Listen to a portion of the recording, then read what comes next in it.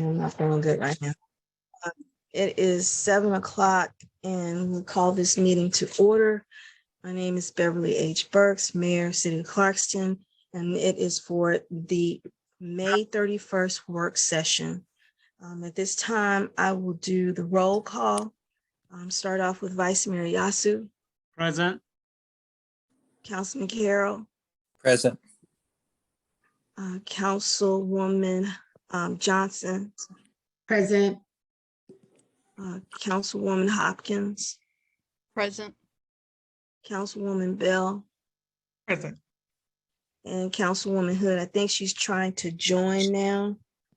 And Ms. Mitchell, can you just send her the link if you don't mind? Sure, Just to I'll make send sure it now. Okay, thank you. And so with that, we'll go into the agenda. Are there any changes? Is there any changes to the agenda? So I have a change. The Empower Clarkston should not be in presentation and administrative business, but should be in new business. Under new business. Okay. All right. So you want to move to approve the agenda with that change? Yes.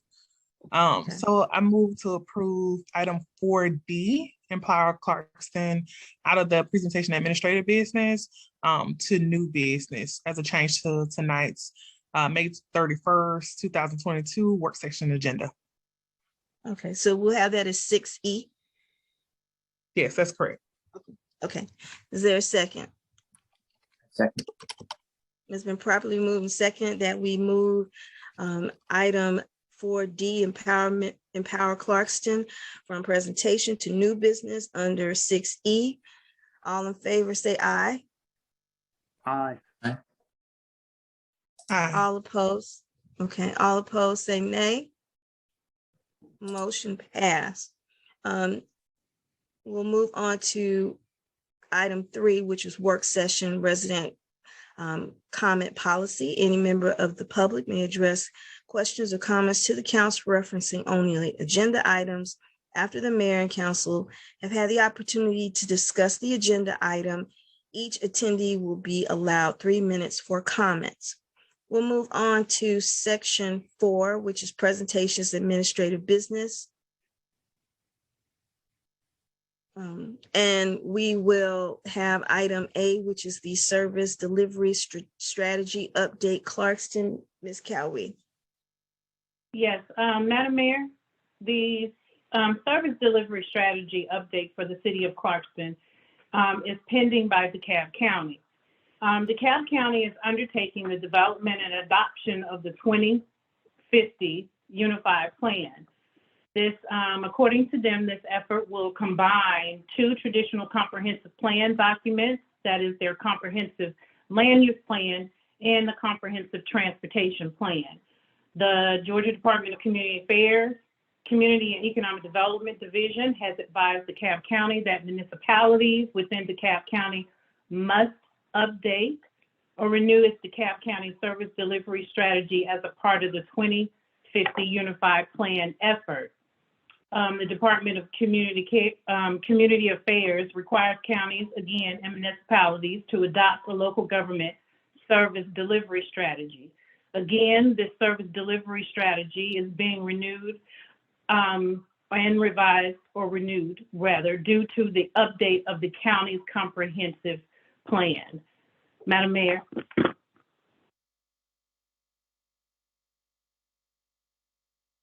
Thank you, Ms. Cowie. At this time, council, do you have any questions on this item? Are there any changes, Madam Mayor, to the fee arrangements? No. Okay. There are no changes, Vice Mayor. Yes. Okay. Any other questions from the council? Okay. Hearing none. City Manager, Ms. Cowie, do we have any public comments? From Ms. Medford. Okay, Amy Mrs. Medford. Yes, thank you, Mrs. Medford. Mrs. Medford, you can take it away. Mrs. Medford. Okay, sorry. I I'm using Brian's computer. Couldn't find the unmute. I apologize. Actually, no, that was my question, Vice Mayor. What Yasu asked, which was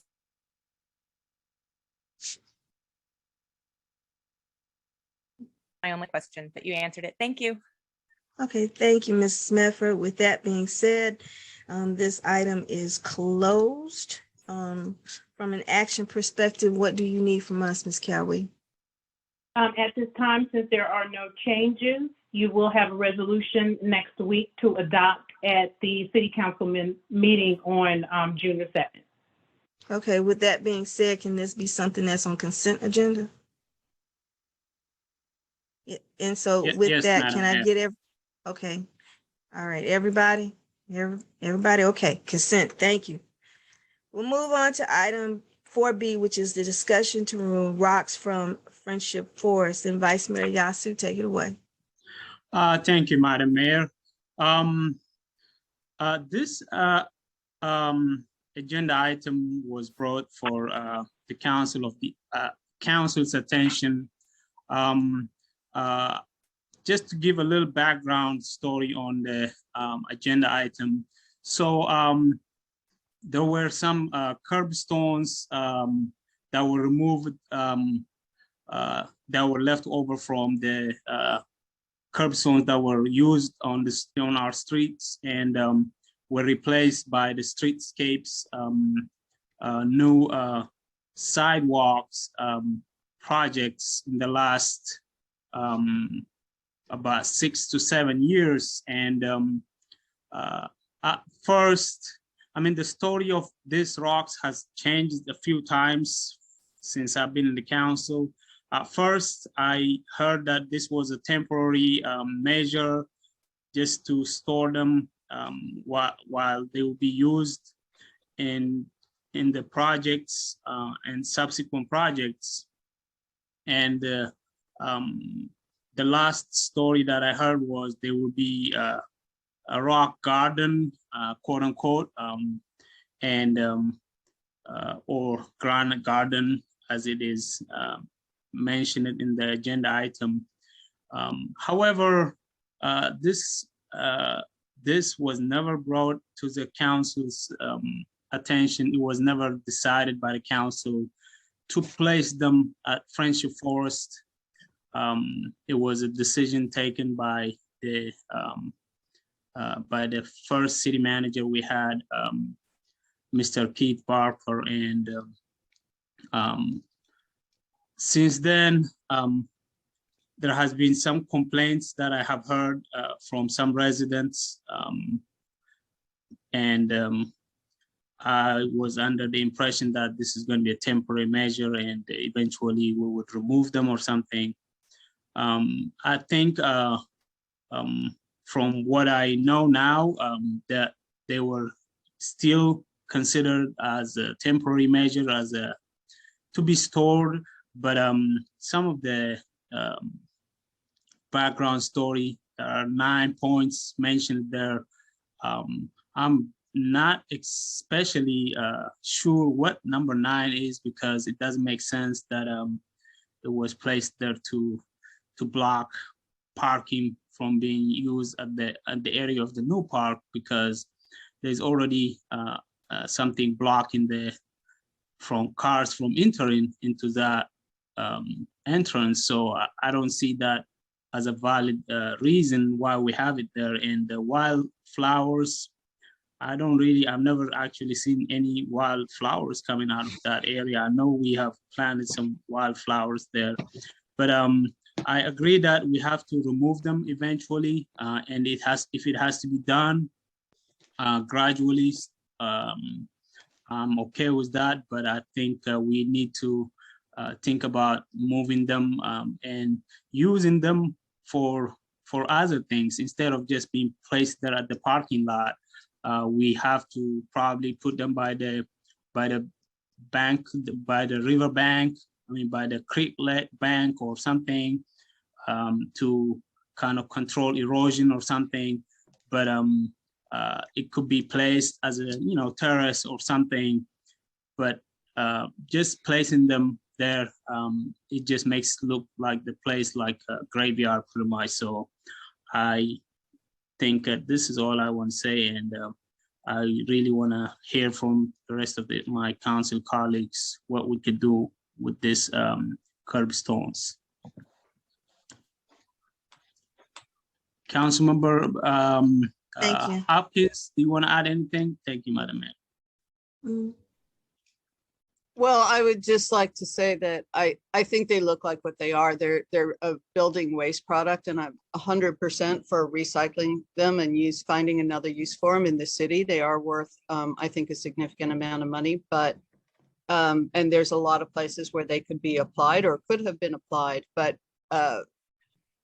making building waste or leftover curbing as a park feature is just not an ideal idea. It wasn't on the original plan that the park designer had put forth. None of us had approved this plan. And although I think some folks felt like a rock garden would be pretty, times when wildflowers have grown up through it, I think some city workers have gone through and weed eated the thing and cut them down again. So they're also blocking some trails that were historically a part of that park, which can no longer be accessed. So I think we just need to, if we're going to use them for future building projects, then like any other construction materials, they just need to be moved somewhere else, not in the park unless that is their final destination. But right now they're just future use construction materials and they need to be moved out of the park.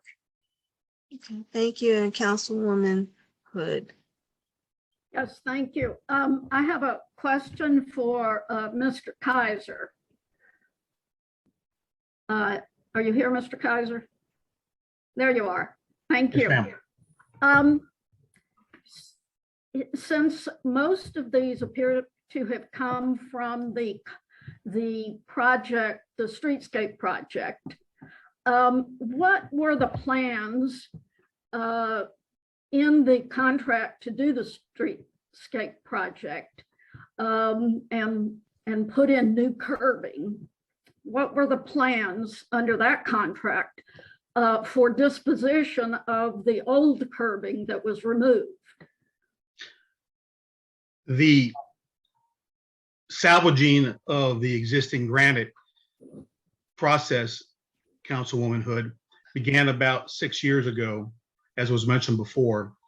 And the purpose of this was to utilize that valuable granite for replacement of other areas that needed larger pieces of granite on various projects, such as the Montreal project, Market Street project, the Streetscapes project, entrance into 40 Oaks.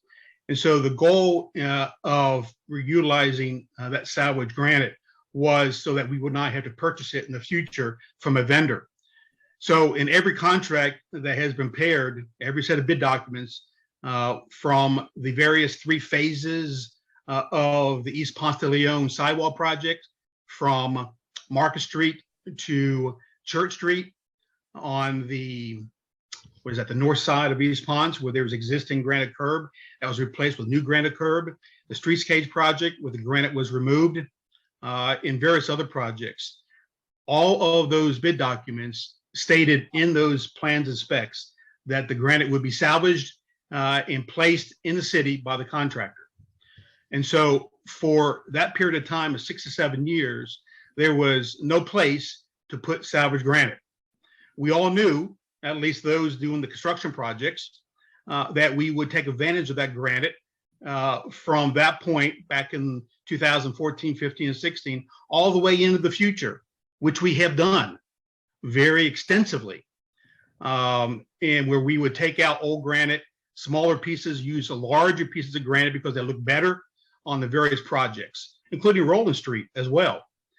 And so to answer your question, yes, every contract that has been prepared on all of our sidewalk and streetscapes projects have stated that we would salvage the granite and the contractor would place it at a location specified by the city.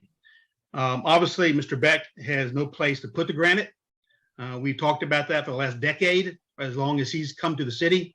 And so there was no place to place that. So during Mr. Barker's tenure as city manager, we had some very detailed conversations about what we would do with that granite. And so we said, well, there was an area in Friendship Forest on that hillside that could be utilized both as a temporary storage location for some period of time. It could be 2 years, could be 5 years, could be 10 years. And so in that period of time of temporary storage, we could utilize some wildflowers between the rocks, as I think others have heard before, about how we could make that look nicer on that bank. And so that is the history, pure and simple.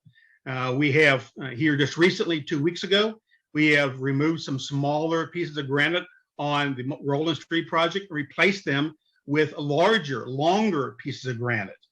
And so it's a continuing process that we've been in the process of over the last 5, 6, 7, 8 years. And so that's the story behind the granite project and granite that's in there. Thank you. And I guess my question is this. If for these number of years, the plan has been to salvage the granite, which I understand because it has value,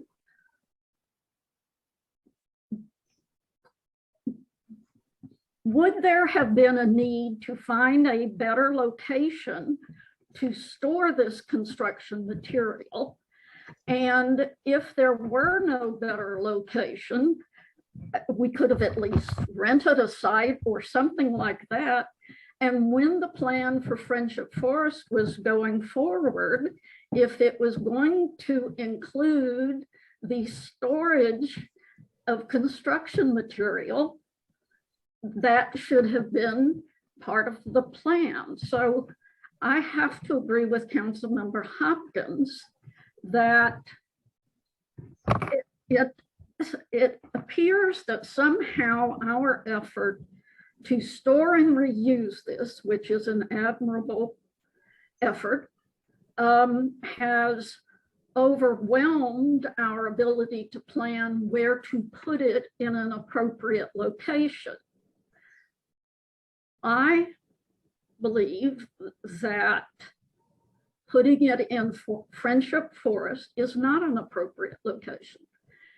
And it looks exactly like what it is, which is a storage place for construction material. I commend anybody who thought that this might be a wildflower garden in the future, but it to me, and of course I wasn't on council at that time, but this is a significant change in the plan that was approved by the city council on how that park was, nature preserve was to be developed and how it would look. And so I'm sort of flummoxed by how we ended up here. So was it ever, what other sites were considered? Was it ever considered to go ahead and perhaps sell some of this material in some other way or do something, I guess, you know, assuming that the city could reasonably and rationally store this stuff. And now I see on this form that it says for 10 years. If the council decides to have it removed, where will it be stored for the next 10 years? So that conversation there's a lot of conversations about that right before the Friendship Forest project began. And Mr. Beck most probably can attest to this as well. We looked at all available city sites. And at that time, the only city site that was available was the one on Vaughn Street that was deeded to the city by the county when that house burned down on Vaughn Street. So that piece of property that right next to Dollar General, I guess is what it is, that, what is it, 16th of an acre, whatever that site is, was discussed as a possibility. Milam Park was discussed as a possibility, although Milam Park is the same kind of scenario. There is no place in that park where you could hide it for some period of time. The Vaughn Street project site was also not available because every contractor that we have work in the city the last 7, 8 years has utilized that site as a construction site. We have filled that site in quite a bit, and they've used it as a laydown area for all their equipment, materials, etc. Obviously, Mr. Beck has no availability at his facility for that amount of granite, which is most probably 1,000 linear feet, if not more than that, of granite on that site. And so the question of where we would store it, we discussed it at length, and at that time, we could not find any place that we could store it. Well, let me ask this. Given that, would perhaps an alternative have been to leave that granite curbstone in place and not remove it, since we didn't have anywhere to store it? So the problem with a lot of that granite is you have places where that granite is longer and shorter, depressed. And so a lot of that granite you see down there are the medium-sized lengths, and those pieces are not as nice looking as the longer pieces. And so if you look at the projects, you'll see on the Streetscapes project that we put in new granite as opposed to reuse the existing granite, because that was the desire, again, of City Council, the downtown area being more historic than areas outside of North Indian Creek. And so new granite was used there. Concrete was used other places. On the Norman Road project, we replaced a lot of that smaller pieces of granite on both sides of the road with larger pieces of granite that was salvaged. And so it's been back and forth. It's been a hodgepodge of everything in terms of our use of that granite. Okay. All Thank you. right. Thank you, Councilman Carroll.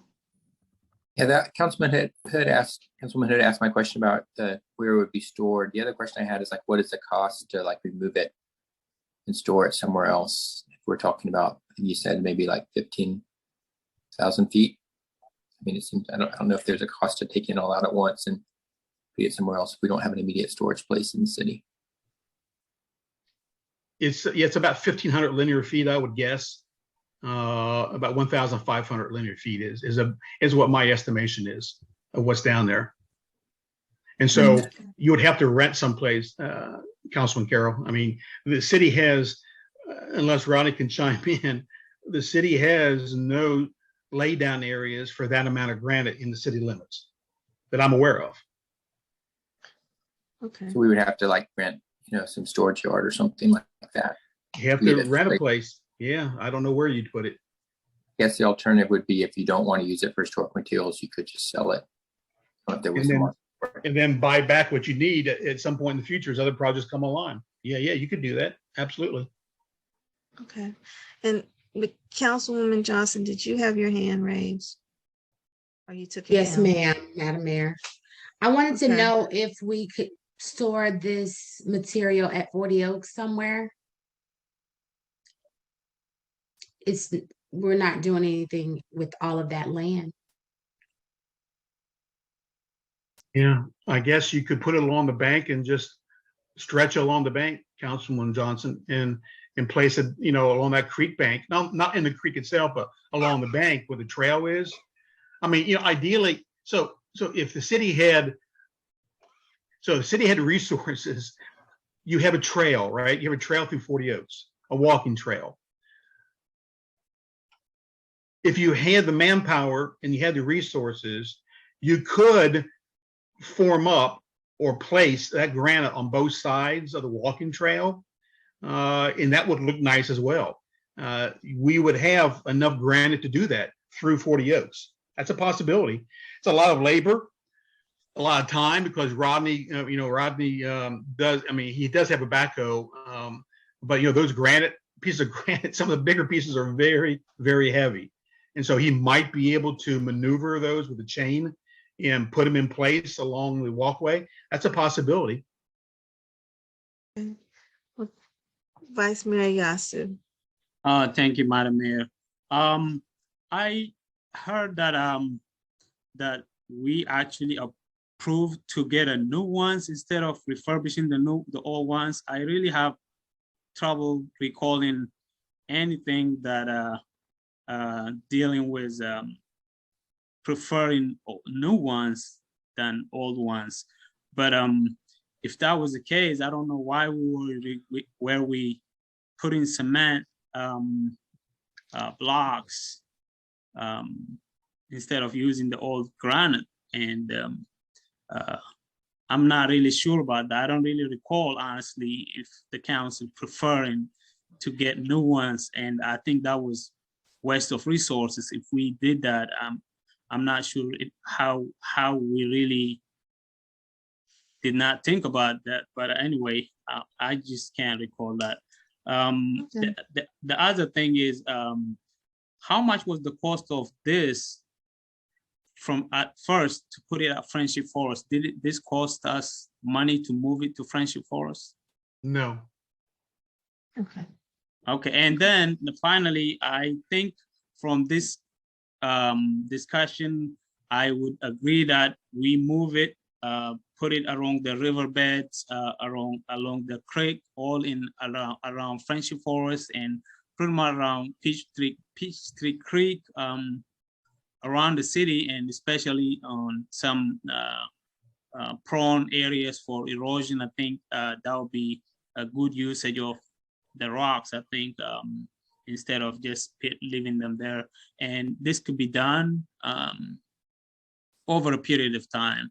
But I think we certainly need to start moving them out from that park. Okay, thank you, Vice Mayor Yasu. Councilwoman Hopkins. You're on mute. I have to Thank say, you. I can't recommend taking them out of 40 Oaks, out of Friendship Forest and putting them in 40 Oaks, because that just seems like moving the problem across town. I think if they are in a temporary position as future building materials, then we need to put them someplace appropriate that's not actually in a park. I can see permanent uses for it in the park. I noticed yesterday, I guess, when I was walking through Milam Park, and where there's that giant Z where it goes up to the upper parking lot, people have just sort of made a trail up the side of the hill where they don't want to do the whole Z. And I think we could use them to actually make stairs there. So that would be an official path rather than an invitation for erosion. And there's a few permanent uses like that, but to just find another dumping ground in a city park seems like it would be a lot of money. And it's a lot more money if we are taking them to temporarily put it down by the riverbed or something, because that's a lot harder to carry it out rather than a temporary storage like on Bond Street, where it is just like future building materials right here in the middle of town. They don't have to walk all the way down to the creek, because we don't want machinery going in down by the creek to dump our excess rocks. That just doesn't seem like a helpful solution. Okay, thank you, Councilwoman Hopkins. So we've talked about this, and I guess what I want to make sure from this conversation is what is the expected outcome of this item in terms of the relocation or whatever it is related to the material. And okay, I'm gonna let Councilman Carroll and then Hood and then Wet, and hopefully in terms of deciding or giving recommendations that we can just come to an agreement at this point. All right, Councilwoman Hood. Yes. Thank you. I think that we are perhaps not in a position to make a final decision about this. I think more information is needed about some alternatives. And so I think that it might be a good idea to have Mr. Kaiser and the city manager, Ms. Cooey, interim city manager, Ms. Cooey, to look into some viable alternatives. And perhaps that is a combination of using some of this material on projects that are coming up in a very short term. Perhaps that means storing some of it, and perhaps that means selling some of it.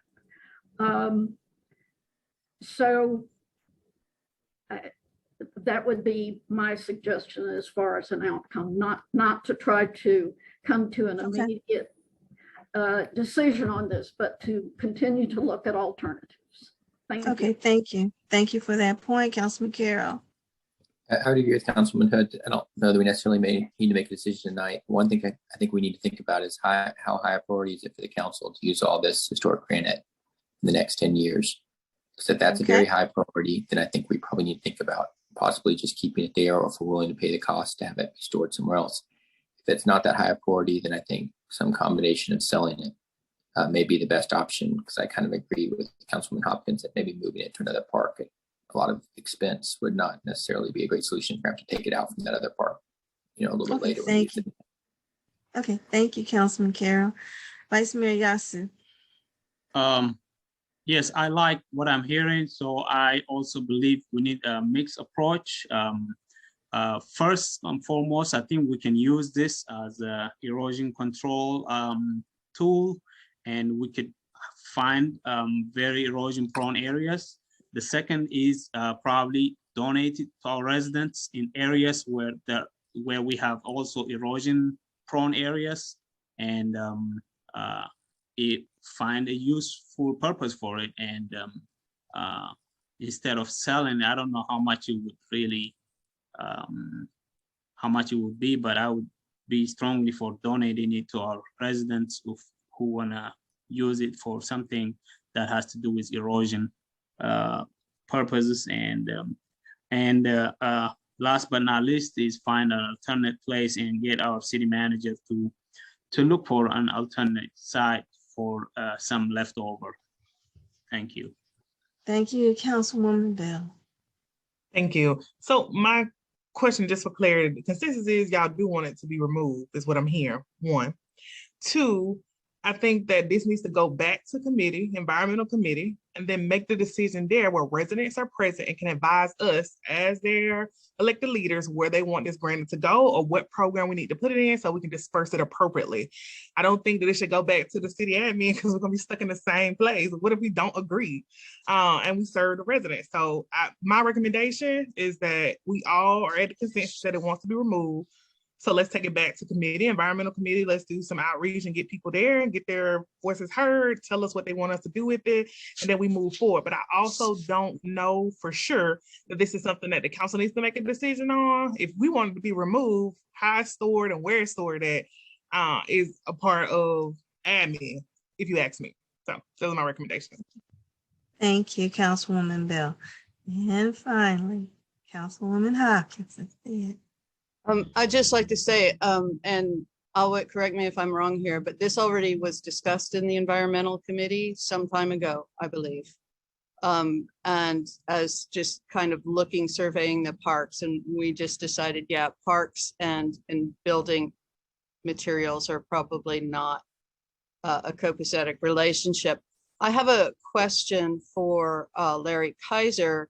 I know at what I would consider sort of the entrance of the city coming in on Ponce, where at the corner of Indian Creek at Ponce, I know in some places we built actual stone walls, but there we built faux stone walls where it is concrete to look like stone. And I'm wondering, was it considered to use this granite to build an actual stone wall at that intersection, as opposed to the concrete? No, it was not. Was never considered. No. And do you think a stonemason would have been able to do that, to use that? Would there have been enough to create a stone wall? Could very well have been. Yes, could very well. All right, that's all. Thank you. All right, Councilwoman Bell. I'll add here that because it went to the council quite some time ago and we still haven't come to a decisive decision, it needs to go back there. And residents need to decide where we're going to put this granite because we can't decide, and just because we get city admin to give us options, that's not going to help us. We want to do what's in the best interest of the full city and all of the residents. So maybe we need to do bigger outreach to get more people to attend, to get their input, so we can move on this, because we shouldn't be discussing rocks for 30 minutes. Thanks. Thank you. And that, with that being said, we will have this agenda item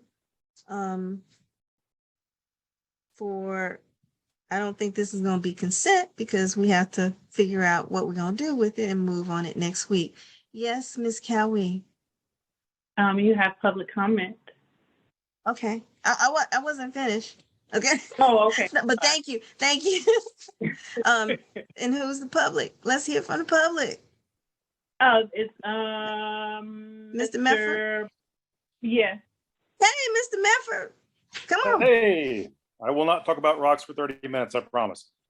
So I like the idea. I was actually down there 2 days ago, walking around and examining the rock garden, seeing what it's looked like down there, and using them around the city, I think, is a brilliant use of resources, considering how much it costs to repurchase the rock.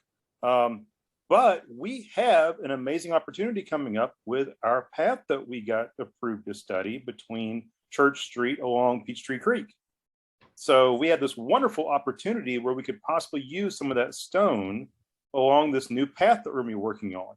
So hopefully it won't take 10 years to finish the path, but there may be opportunities through there to use it for steps, erosion control, drainage control, things like that. And it will be passing, the path will be passing through that area with Peachtree Creek.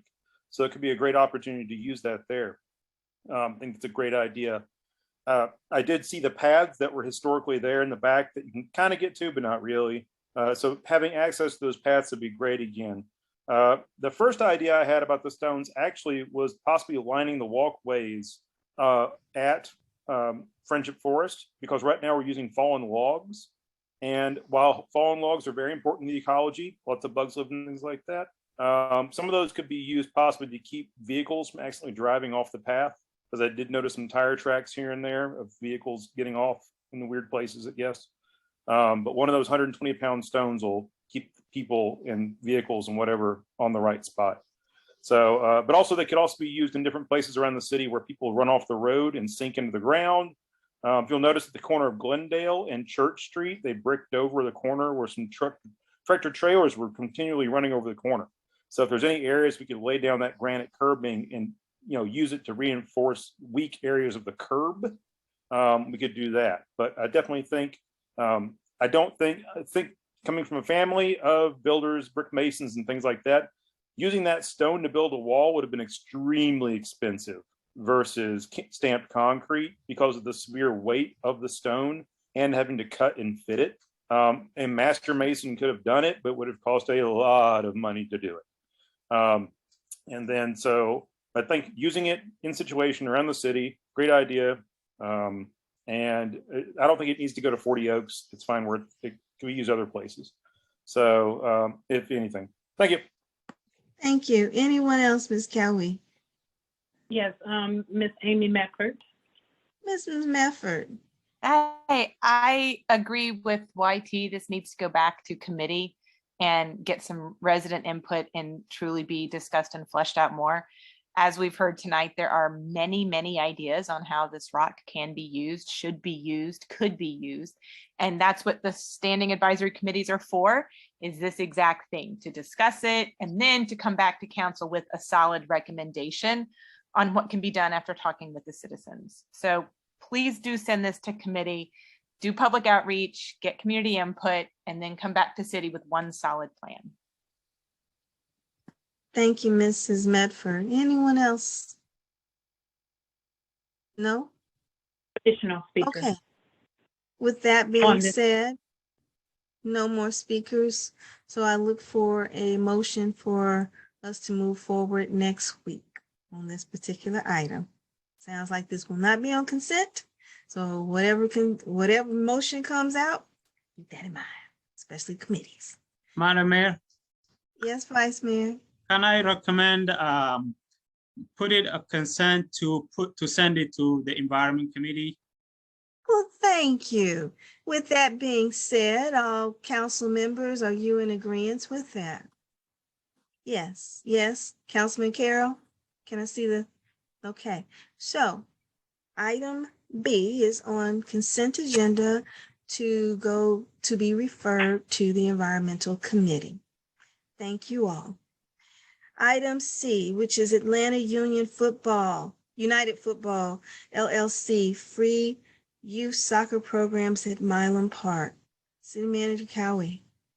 Yes, Madam Mayor, the Atlanta United Football Club is exploring opportunities to continue supporting our youth soccer community in the city of Clarkston.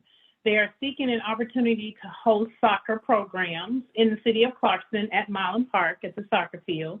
And the proposed program will be a free program for the community and will not generate any revenue from this initiative. The dates will start on a Saturday. It will be that August of 2022, if approved, and predominantly the Saturdays in the months of September and October, and March and April of 2023.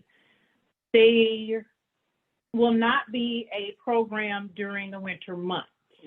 The participants will receive a t-shirt, and they are welcome to play in their sneakers. Shin guards are encouraged, but they will not be provided. I did ask that question. I did ask how many players that they're requesting to start in their program, and they said 60 players, and they will expand that if there is more of an increased interest in the program. And the parents will be required to register and sign a waiver for the youth participants. Madam Mayor. Thank you, Ms. Cowie. Council, at this time, do you have Vice Mayor Yasu? Get it Yes. out to me. Well, I want to say I'm very thankful to Atlanta United for wanting to do this. I think there's a big need. I honestly, I like this program, and I saw that they are actually going to pay the city to rent the facility. And I am in favor of waiving that fee since they're not charging our residents any amount of money. I would strongly encourage the council to waive the fee if that's possible. Thank you. Thank you, Councilwoman Bell. Just a point of clarity. So up top, they said that they want to use it on Saturday. City Manager Cowie, is that correct? Is that only on Saturday for those months? Yes, that program will probably be for like 3 hours on a Saturday. Yes. Okay. And so the hours, so 3 hours, 10 Saturdays, based off my calculations, $50 an hour. Is that correct? Yes. Okay. That And was then- their recommendation for cost to rent the facility. And did they provide you with time? I'm sorry, go ahead. Yes, it's actually in the contract. It's from 9 a.m. to 12 Okay. Gotcha. on those Saturdays. And those are not high traffic times based off of reports you've received or just insight that you have for residents utilizing it? Correct. Okay. This is not, yes. And then did this request come from the community, or can you give us more insight on like their desires? It actually came from both. It's very exciting that they were willing to want to expand the participation from our youth community to play soccer here. And I've gotten several calls, even from residents who are actually excited about the process of having, Atlanta United representation here, that they can further their, skills and, in the future have maybe scholarships, to their future institutions. So, yeah, it was a very much positive, receptive discussion, even with Atlanta United. And one last question. I see that the liability insurance, they have up to $2 million just in case there are some injuries from any of the kids. Yes. Thank you. Thank you. Councilwoman Hopkins. A quick question. What ages are we talking about for the participants? They wavered. It was based on the interest and the participation. So their ages can start at a young age. They didn't set like it's just teenagers. So based on the number that they receive, you know, to reach that cap. So you can all participate. I promise that I was not asking for myself. You don't want to say, Absolutely okay. promise that. We will spare everybody that. Okay, I'm gonna thank watch you. you if we vote on this. I'm gonna watch to see if you're out there. So, okay. Okay. All right. Do we have any other questions at this time? Hearing none, City Manager, Ms. Cowie, do we have any from the public? Is Council Member Hood, is your hand up before I go to public comment? There she is. Okay. All right, Ms. Councilwoman Hood. Sorry, a little slow on getting my hand up. I'm assuming this is the upper level field at Milam Park? Yes. Okay. Yes. And I think this is a great idea. I think it's a fabulous opportunity for our residents, and it's certainly good for the city. It appears that other people who might want to be using the field on Saturdays could still use it based on the limited hours that this program is going to be taken using those fields. So I just wanted to note that this is, this will still be available for the pickup games that certain residents might like to play at other hours up there. And thanks to everybody who is involved in getting this lined up for our city. Okay, thank you. And Vice Mayor Yasser. I'll be very brief. I just want to say that I think those interested, other people interested, they definitely would benefit from it by getting professional coaches from Atlanta United coaching them. I think that would be a great benefit. So I honestly feel this would not discourage others from using the place, or it would not be a competition with others. And this is primarily for our residents. So our residents would definitely be happy to know that Atlanta United is doing this, and if they will also have an opportunity to use it on Sunday or on the other times as well. But I think this is an excellent opportunity, and this is not going to be a competition with our residents using that space. Thank you. And with that, and just a quick question, Ms. Cowie, when they're doing this, are they going to make like the parents sign any type of photo consent forms? Because I anticipate them using this, and making sure, we want to make sure we're also respectful of parents, because they may or may not want their children to be photographed. So that might be something we also need to be mindful of as well. And we can relay that additional information, but it is also in that contract as well that the city attorney and I did vet through before presenting today. So we will make sure that they do that as well. Okay, thank you. And with that, no other council comments, we'll move into residents' comments. Miss Amy Medford. Mrs. Medford? Yeah. I think this is a great idea, and I'm really looking forward to seeing how this plays out. It's an excellent opportunity for the kids in the community, and we can't wait to see it happen. Yay! Yay! All right, Mr. Is there anyone else? Mr. Medford. Okay, tag team. This is awesome. This is way better than that baseball hard sell that they came to us a couple of months ago with. This is more our style. And as someone who was here long enough to remember when Lee Swaney said there'd be no soccer played in that field, I am happy to see this.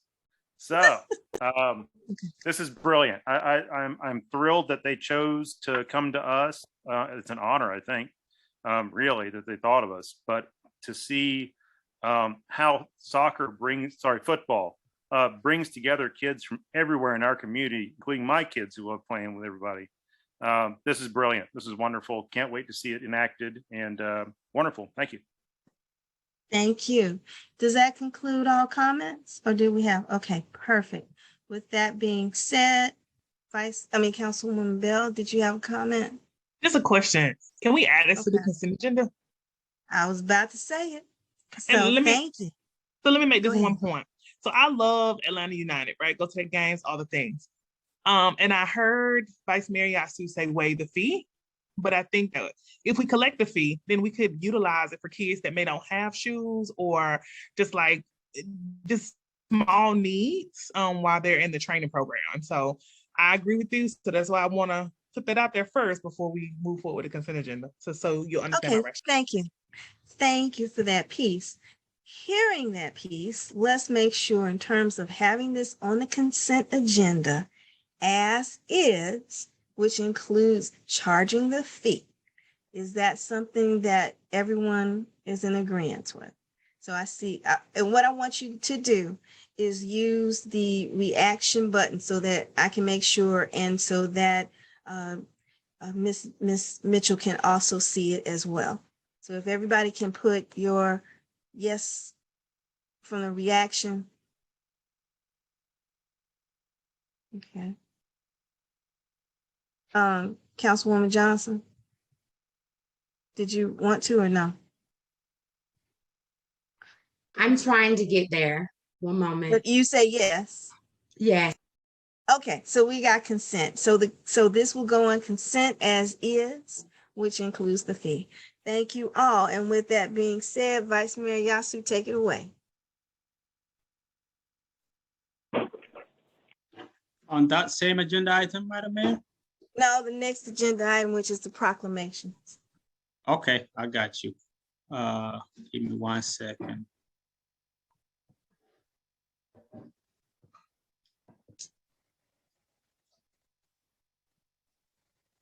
So just so you know, I put the 3 proclamations on, and I wanted Vice Mayor Yasu to handle this piece. Thank you, Madam Mayor. Well, we have our first proclamation, which is proclamation agenda item 4E, proclamation LGBT Pride Month and World Refugee Day and Juneteenth. I am very thankful to our mayor for putting this on the agenda. I think this is really self-explanatory. We definitely we value all our constituents, residents, or everybody, regardless of their sexual orientation, regardless of place of origin or immigration status.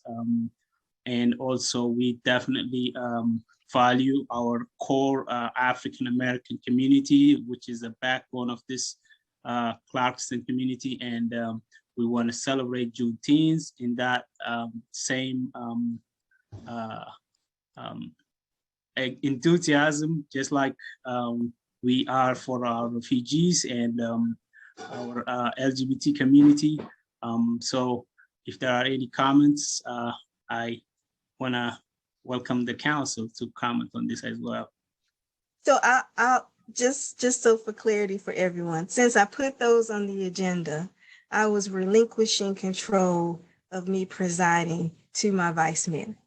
So I'm just letting you know that I put these 3 agenda items on these 3 proclamations on to recognize those days. And so since my vice mayor did such a great job of talking about it, I will be very brief and say, again, it is to recognize Juneteenth. It is also for us to commemorate World Refugee Day, and it's also to remember our diversity with LGBT Pride Month.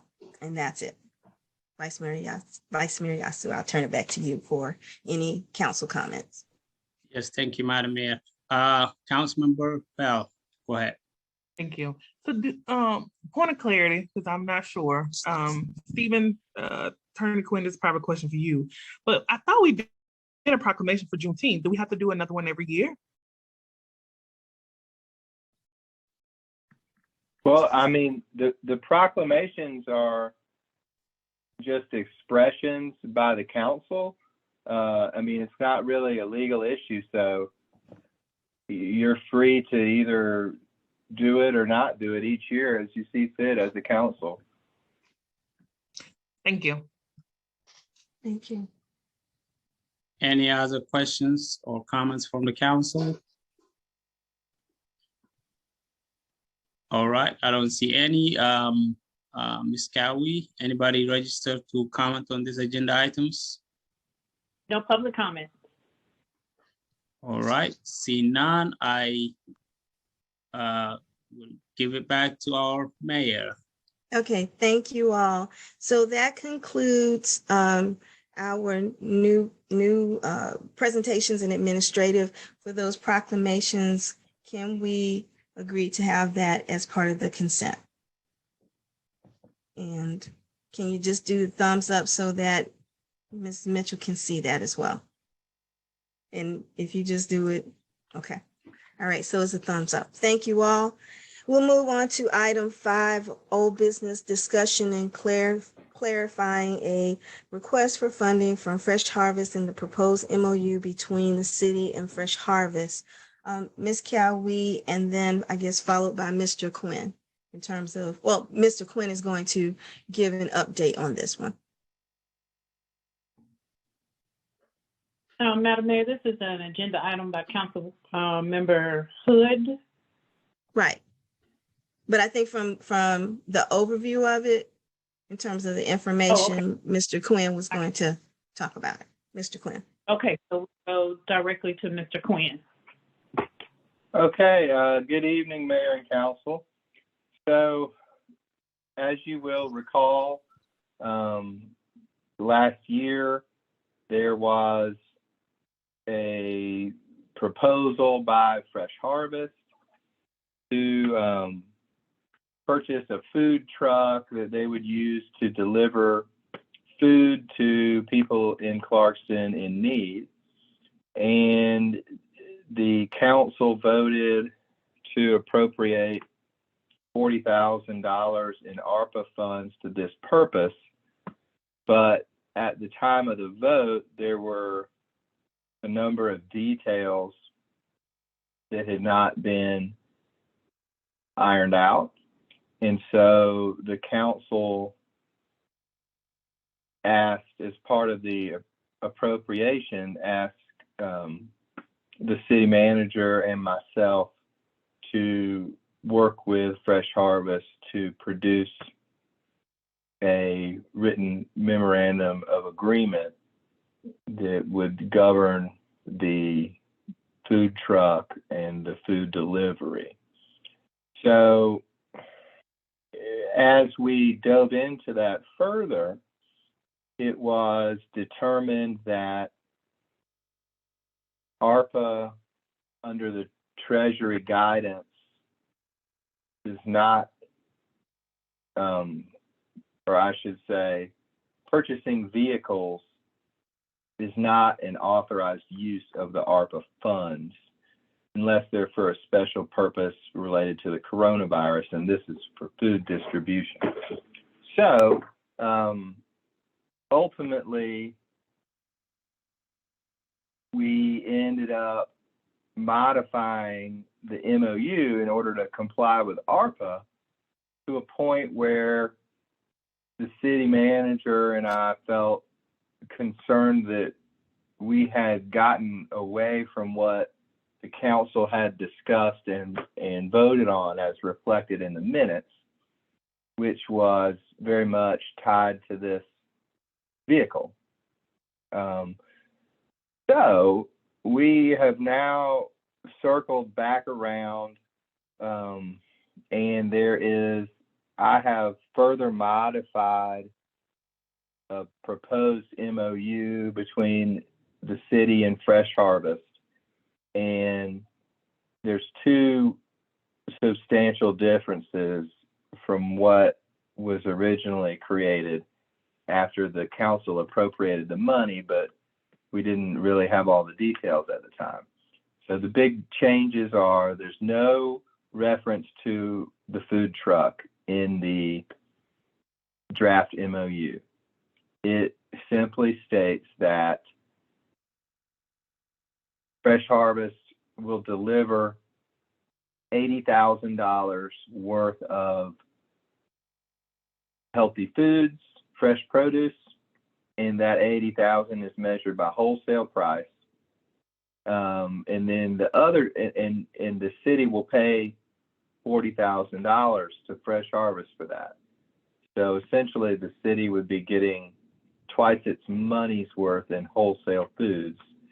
And so then the second change, aside from removing the food truck entirely, is that we have switched to a reimbursement model, which is in keeping with all the other MOUs we've done for spending ARPA funds. So rather than delivering $40,000 to Fresh Harvest at the outset and them having to pay it back in part if they don't deliver on their promise of $80,000 wholesale value in produce, now it's a reimbursement basis so that monthly Fresh Harvest can turn in evidence of the value of wholesale foods that it's purchased and delivered in Clarkston. And you would divide that number by 2, and the city would then pay Fresh Harvest on a reimbursement basis up to $40,000. That's, I think that catches us up, but I'm happy to answer any questions or talk about it with the council, of course. I do I'm have sorry. one. So just a couple. You're muted, Beverly. Okay, so yeah, can you hear me now? Okay, Yeah. just as a point of clarification, just so we all on the same page. What was voted on in December is something that in terms of any documents, anything else, we as a city cannot move forward the way the vote was, the minutes and everything else.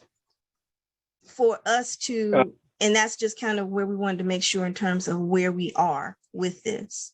And so with that, it's still, and I'm going to say applicant to reference Fresh Harvest. Fresh Harvest would still need to give us, since that original vote, original MOU, all of those documents are basically void because it was a non-permissible use, then they would need to do a new proposal to us to explain exactly what it is that they want from us to move forward. And now, is that correct? I would say that, right, the first vote has basically been rendered void because although we could have, vote, because the terms that were discussed by the council were related to the truck. So yes, as far as whether they need to or what they need to do to apply to bring it back again, I mean, that's just a matter for the council to decide. I don't think there's a legal requirement that they would need to submit something specific, but they need to do whatever the council wants to see if they want to get an award from the council. Okay. And the reason I brought that point is that when it's come to other groups and other decisions, everyone has had to, if something's changed or whatever, or if council's referred them back, they've always had to provide in their words what it is that they want in terms of the city, so that we would all be on the same page. Plus, from a process perspective and an audit trail, we have that documentation to go along with that. And did I miss something? I just want to make sure before I let the council members ask questions. And Ms. Cal, we normally, from a process perspective, we would need to make sure in terms of any documentation, that documentation would need to come from the applicant to say, this now is what I want in terms of the partnership with the city. Well, that's what any of the MOUs have stated when they've been submitted or revisited. Right, thank you. Okay, Vice Mayor Yasu. Thank you, Madam Mayor.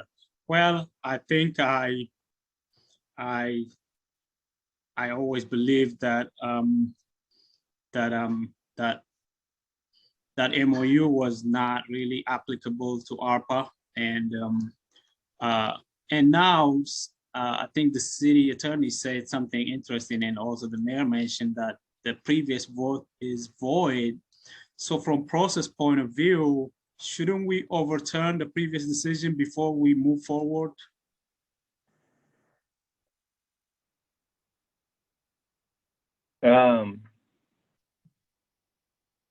I certainly wouldn't object if that's something the council wants to do. I mean, the vote, as I recall it, was to allocate $40,000 and direct the city manager and the city attorney to develop an MOU that would involve using a food truck, purchasing a food truck to deliver food.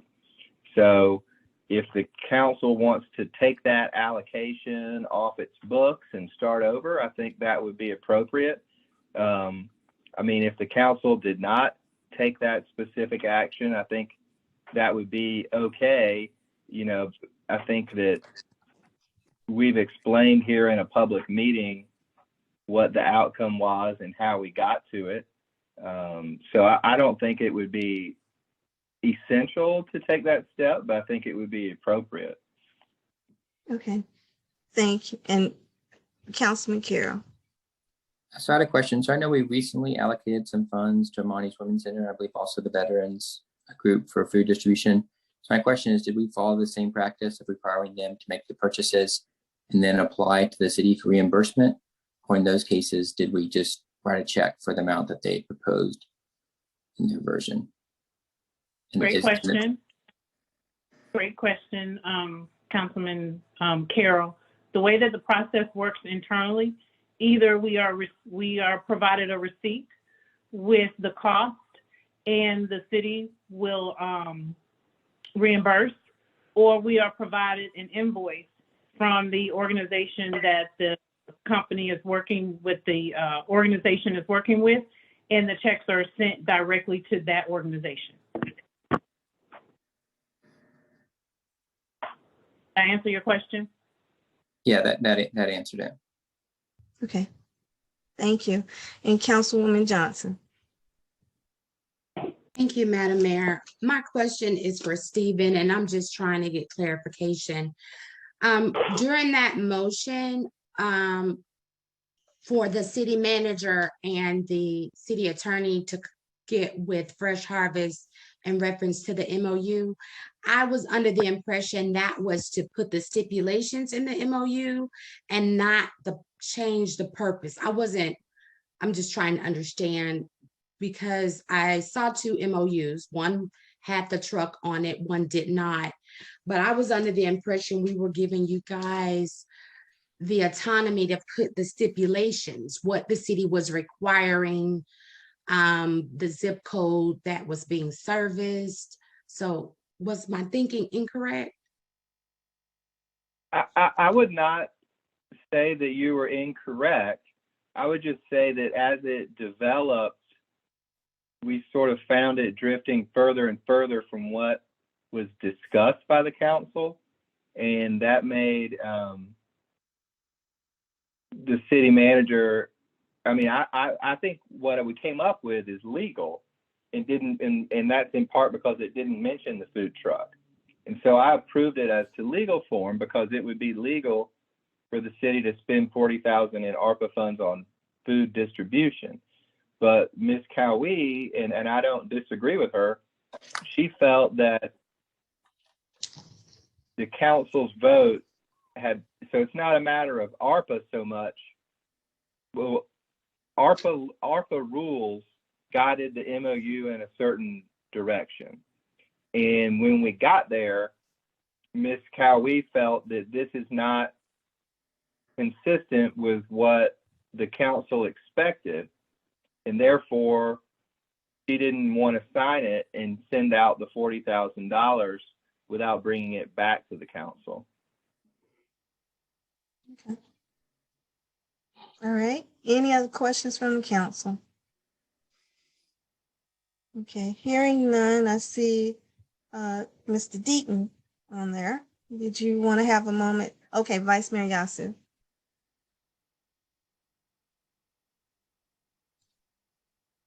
We can't hear you, cannot so I don't hear know you. if you have your headset. I'm sorry. I just remembered, I think that what Councilmember Johnson is really said is very important because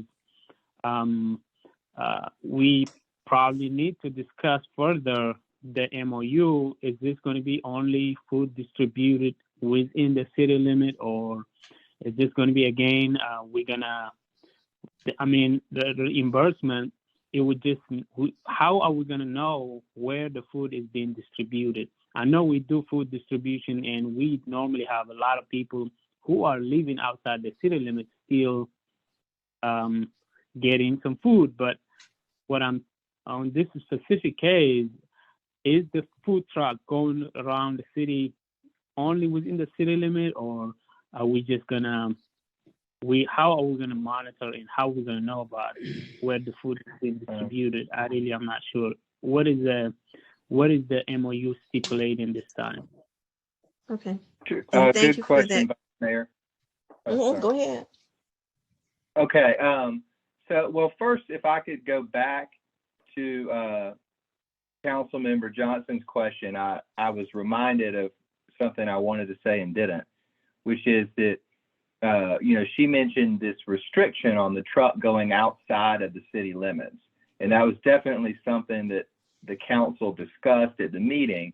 However, when we started talking offline to Fresh Harvest, they said that they didn't want that term, that they wanted to get funds from DeKalb County also to combine with Clarkston's funds. And so they wanted to be able to take the truck anywhere in DeKalb County. And that's another reason that we felt that this was different from what the council had approved.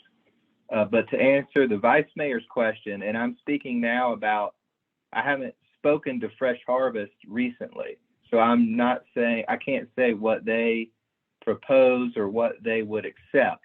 But just speaking to the draft MOU that I updated at the end of last week, it says that they would deliver the food inside Clarkston, and that they would present the city manager with suitable evidence showing the value of it and where it was delivered.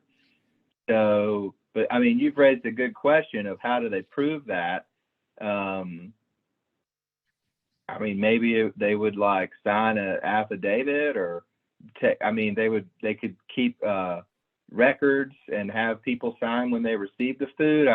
I guess I would sort of defer to the city manager on that, because she's the one who would need to be satisfied with the evidence they provide.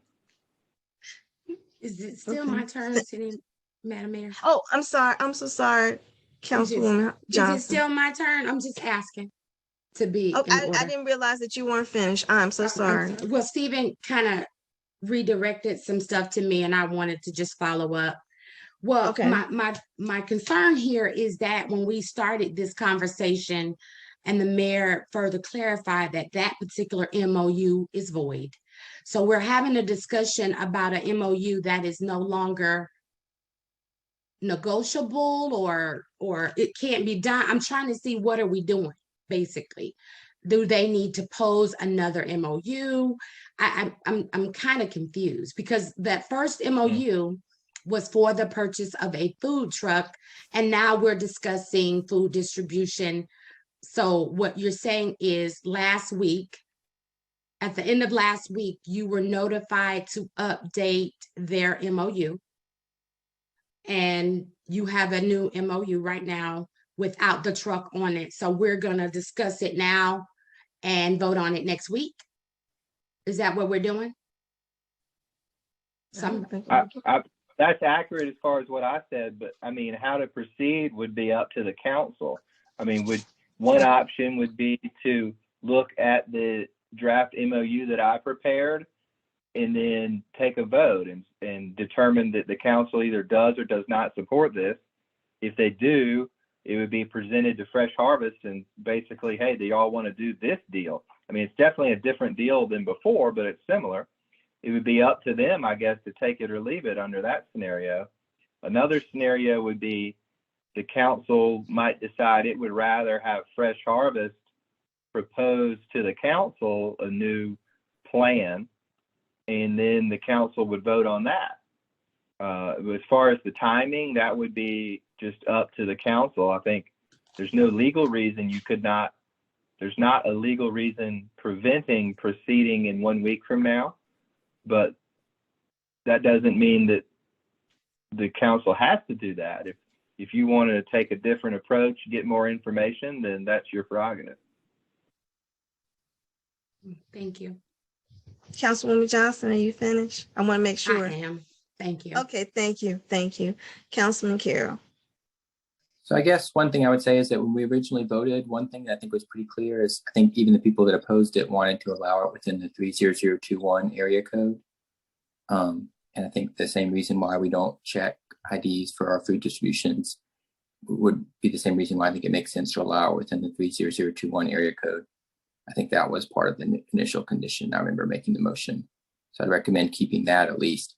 The other thing is I think it may be closest to the original motion's intent, and I may know because I was the one who made the original motion, to just omit the truck and otherwise go back with the version that I think the city attorney approved back in March, which was the $40,000 for food distribution, but without the monthly invoicing or the verification each month, which I think would create quite an administrative burden to get signed statements from everybody within that time period, both for the staff to verify it and for Fresh Harvest to provide it. So that would be my recommendation, is to go back to the March version the city attorney approved, which basically was the original motion without the truck. And the last thing I'll say is that I think, you can, obviously none of us knew back in December that truck wasn't allowed, but I think that we should try to stay as close to what was approved in December as possible, because otherwise we could give the perception that things changed when the elections changed in Clarkston. And I don't think we want to get a perception of people that want to do business in the city, because people might think that, oh, I make an agreement with one council, then the election changes and that agreement is void. That might make people more cautious to sign agreements with the city in the first place. But to that point, I'm gonna pause on that. It is not an issue of the council's decision. It is to ensure that we have compliancy with ARPA funding. That's the bottom line. Councils can come and go, but the reality of the situation is we have to deal with federal guidelines, and those federal guidelines are our compass in terms of how we allocate funds. So it doesn't matter if we've had 3, 4, 5 elections in the process. The federal government requires us to fall within those guidelines. And so I don't want to put that out in the air, because that's not even something to be in the air for people to breathe life into it. So it is truly important that we understand we are addressing and dealing with processes. Part of the process is to confirm that we can or cannot use funds. If we cannot use funds, then anything related to that is void. And so we have to make sure, in terms of a process, we follow a process which includes and can include, from a council perspective, of ensuring that the applicant tells us what the applicant's requirements, understanding, regulations, everything else for that applicant. And then we as a council can say we are in concurrence with that, we want to work with that, or whatever. So with that being said, Councilman Carroll, anything else? Well, I would say I completely agree with, we have to comply with ARPA funding guidelines. I'm a lawyer. Obviously, I don't want to break the law. But I would just say that the March memorandum of understanding that Stephen prepared, he's already testified, did comply with ARPA fund guidelines. So I think we could just go back to that, which was essentially the same as the resolution that was approved, except it removes the mention of the truck. I think that would be closest to what the council intended at the time, while recognizing, of course, we can't have the truck language in there because that doesn't comply with ARPA. Okay. That's all. And thank you. Thank you. Councilwoman Bell. I want to stay on the current. And so what I want to know, and I think maybe this will be helpful if we let the representative from, or the applicant from Fresh Harvest propose and present to us what they're trying to do without making assumptions about how and where food will be delivered. And I want to bring everybody's attention, all my council colleagues, that in the agenda, it says the proposed MOU. It doesn't say they have agreed upon anything, which is why the stipulation, oh, Stephen, you about to say something? Oh, no, maybe not. So it's a proposed MOU. So he hasn't agreed upon anything. We haven't specified the stipulations. I think that's why he needs to advise us what he wants to do with this MOU, his intent, location, all those things. And then maybe they'll answer and address a lot of questions that we have. And then we can go back around to ask those questions. But Josh, I'm not speaking for you. I want us to be productive and efficient in this process. Okay, and thank you, Councilwoman Bell. And so I'll turn it over to Mr. Deaton at this time. I'll pause for council comments, so then you may be able to speak. Yeah, thanks. Good to be talking about this again. We'll see, it started back in August. So we're getting near a year now. So it would be great to finish this meeting and, you know, have a decision. If the city ends up not wanting to partner with us and fighting food insecurity, that's fine. You guys can tell us. That's your prerogative. We thought that you guys might want to back in August when we saw the federal guidelines and saw all the other cities that we mentioned way back then, Cleveland and Memphis and Statesboro, and you know, everyone else who was doing very similar things, some people doing the exact same thing. We were like, hey, that's great. We're already doing markets. The pandemic has made those even more necessary, and at the same time has made logistics harder. So that's kind of how we all started. Knowing some of you guys weren't even there when we first started talking. The city manager was different. There's a lot different now. It is interesting to hear this conversation. It seems like a lot has changed in the last week. I just got another MOU today. Stephen, it's interesting to hear you kind of change a little bit of what you're saying, because before the vote, you said that the food truck would be categorized as food distribution. And so that's what we voted on in the proposal. Jamie actually stated it the same way. So the money used towards food distribution through the truck.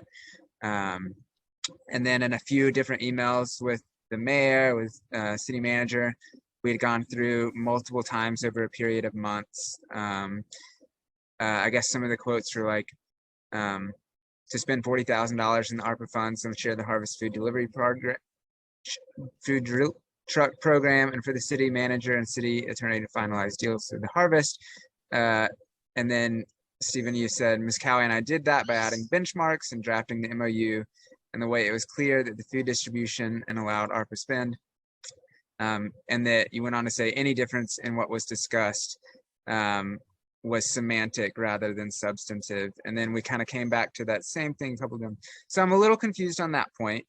Would love some clarification on what changed this past week or so.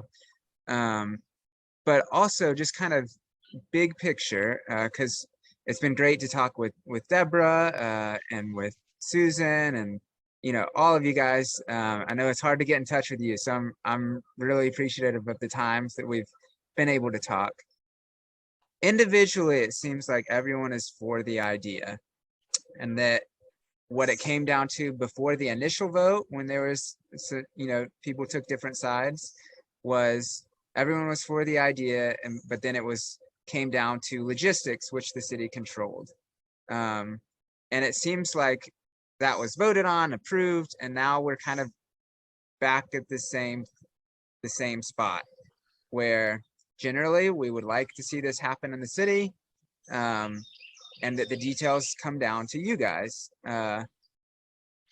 I'm not keen on continuing conversation and votes for several more months. So I really would like to have a decision tonight. Like, if you guys don't want to partner with us, that's okay. We'll go. I think Ted Terry used to be the mayor. I think he's councilperson of sorts for DeKalb, we can go to him. There are other people around. Miss Mary, you talked about Lorraine Cochran Johnson. We could partner with her.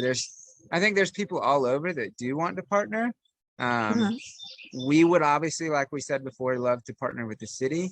If you guys want to do that, that's great. If not, tell us now and we'll go. But those are kind of my initial responses. Now, within that, now we can talk about details. So if you have questions, please do ask.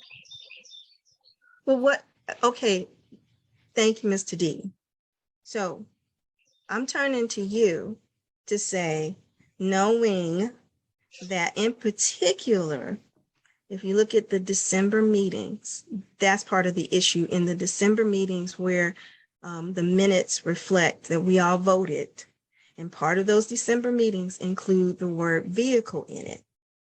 That is where we are in terms of that being void. Okay.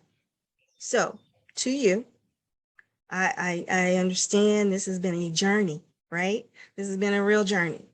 But part of that journey is now that we understand that what was voted upon, the minutes that were approved, what is it that you want to do with the city?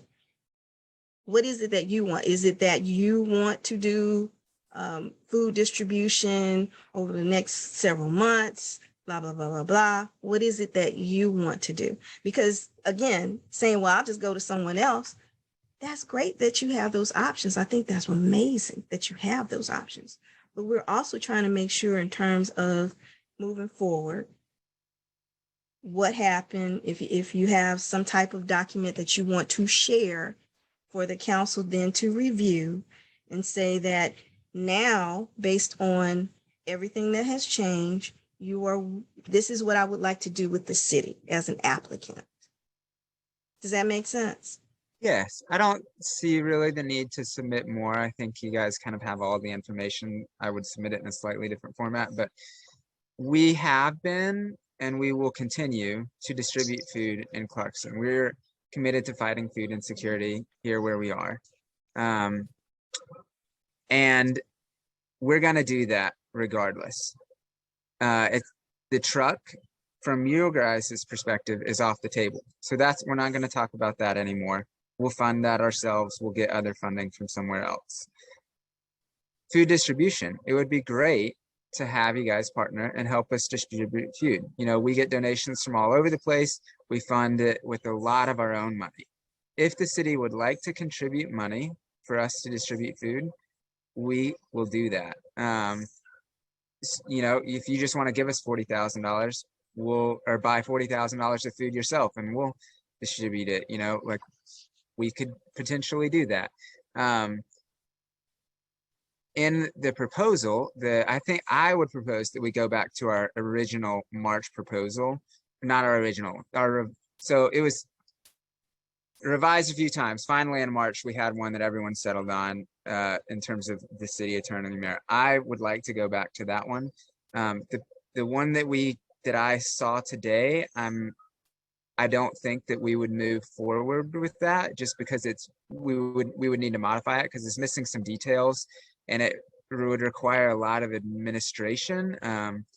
And not to sound harsh, but our experience with administration so far is not going well. It's taken a year. And so we don't want that to carry on every single week, you know? But if you guys would like to donate food, money towards food distribution, we can do it. And we stand by that same thing, which was in the March agreement. We'll double that money. So if we get $40,000 from the city, we will do $80,000 worth of money back to the city. Going back to the vote, what you guys talked about before that vote was 30021, and then even within that, completely removing those restrictions. I'm not interested in getting. So I think it would be there's potential without very clear language for that to be a bit of administrative headache to be like, this dollar was spent at English Oaks, which is technically not City of Clarkston. This dollar was spent here, or maybe this person lives there. I don't really want to play that game. But But then again, all these details come down to you guys. So we are going to distribute food. We would love to partner with you guys. But we're not interested in like doing a ton of administrative work that takes away time that we would otherwise be spending on the project, if that makes sense. And thank you for those points. And I think that's why, again, for us to even move forward, we need to hear your perspective on this, right? And number two, again, what you're willing and not willing to do. And so one of the most important pieces to also understand from a process perspective is that when the purpose changed, and now we are doing what we do with all the other MOUs that we have, that process of getting invoices or whatever has to come into play. Because that is the process that we make every nonprofit or organization that we have been doing in terms of ARPA funding. That is the process that they all go through. So we just don't. And we can invoice. I'm not sure that we want to do it on a weekly basis. It might be like, hey, can we invoice up front or at the end? Because it just sounds like a lot. Okay. But again, you see, you've made some points, and part of those points need to be in a document for us Correct. to even consider, because you're saying that, and then what could potentially happen is when we get off the Zoom call, then something else may change, and we don't have as a council a document mutually for all of us to agree upon and review. Does that make sense? I would propose that we go to the March, the last MOU that I saw before the one I got today, which is the one in March. I think at that point we had removed the reference of the food truck. We had gone back and forth a couple of times in email between you and the city attorney, the city manager, and settled on it there. That still complied completely with what was voted on in terms of the motion. And so that's what I would propose that we do, is go with what was voted on and go with the MOU that we already have set. Okay, but as a reminder and a correction to this, that's why we're here now, is whatever was voted on is void in December. Can you or the city manager or Stephen, could you guys both explain more about that? Well, the problem is not that the MOU that you are preferring from March. So that I find that to be in compliance with ARPA and legal for the city to do. And that's why I signed it approved as to form. The issue is that the city manager determined, and I don't disagree with her, that what we ended up, by the time we got there, we had gotten away from what the city council talked about and voted on in December. And although it's all very similar, it seems that some of the city council members were very focused on the truck. And so once the truck's removed, it's not clear that there was, that the vote matches with the piece of paper we came up with. Gotcha. I do agree. We talked about the truck. The specific motion didn't mention the truck, the motion to the vote. And I think maybe that's part of why before you said that this was semantics rather than substantive.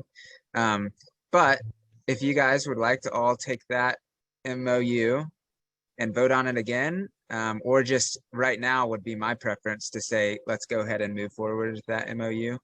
Choose whatever processes you guys would like. So if you would like to partner with us, yes, we welcome it. If not, do whatever you want to do. So that's where we stand now. Okay, and to that point, are you willing to give us a document in your words of what it is that you want? My document, yes, would be that MOU. the one that Stephen was just talking about, that apparently is, according to some city council members, just different enough from the vote. In my opinion, it's still in line with the vote, but I think a couple of you think that MOU is slightly different than the vote. So I think that's my response, is just take that document and you guys can vote on it again if you want, or if it doesn't require a vote, just say right now and move forward with it, whatever you want. Okay, and I'm gonna let Laura, Councilwoman Johnson, Councilwoman Hopkins, Councilwoman Johnson, and Councilwoman Hood talk.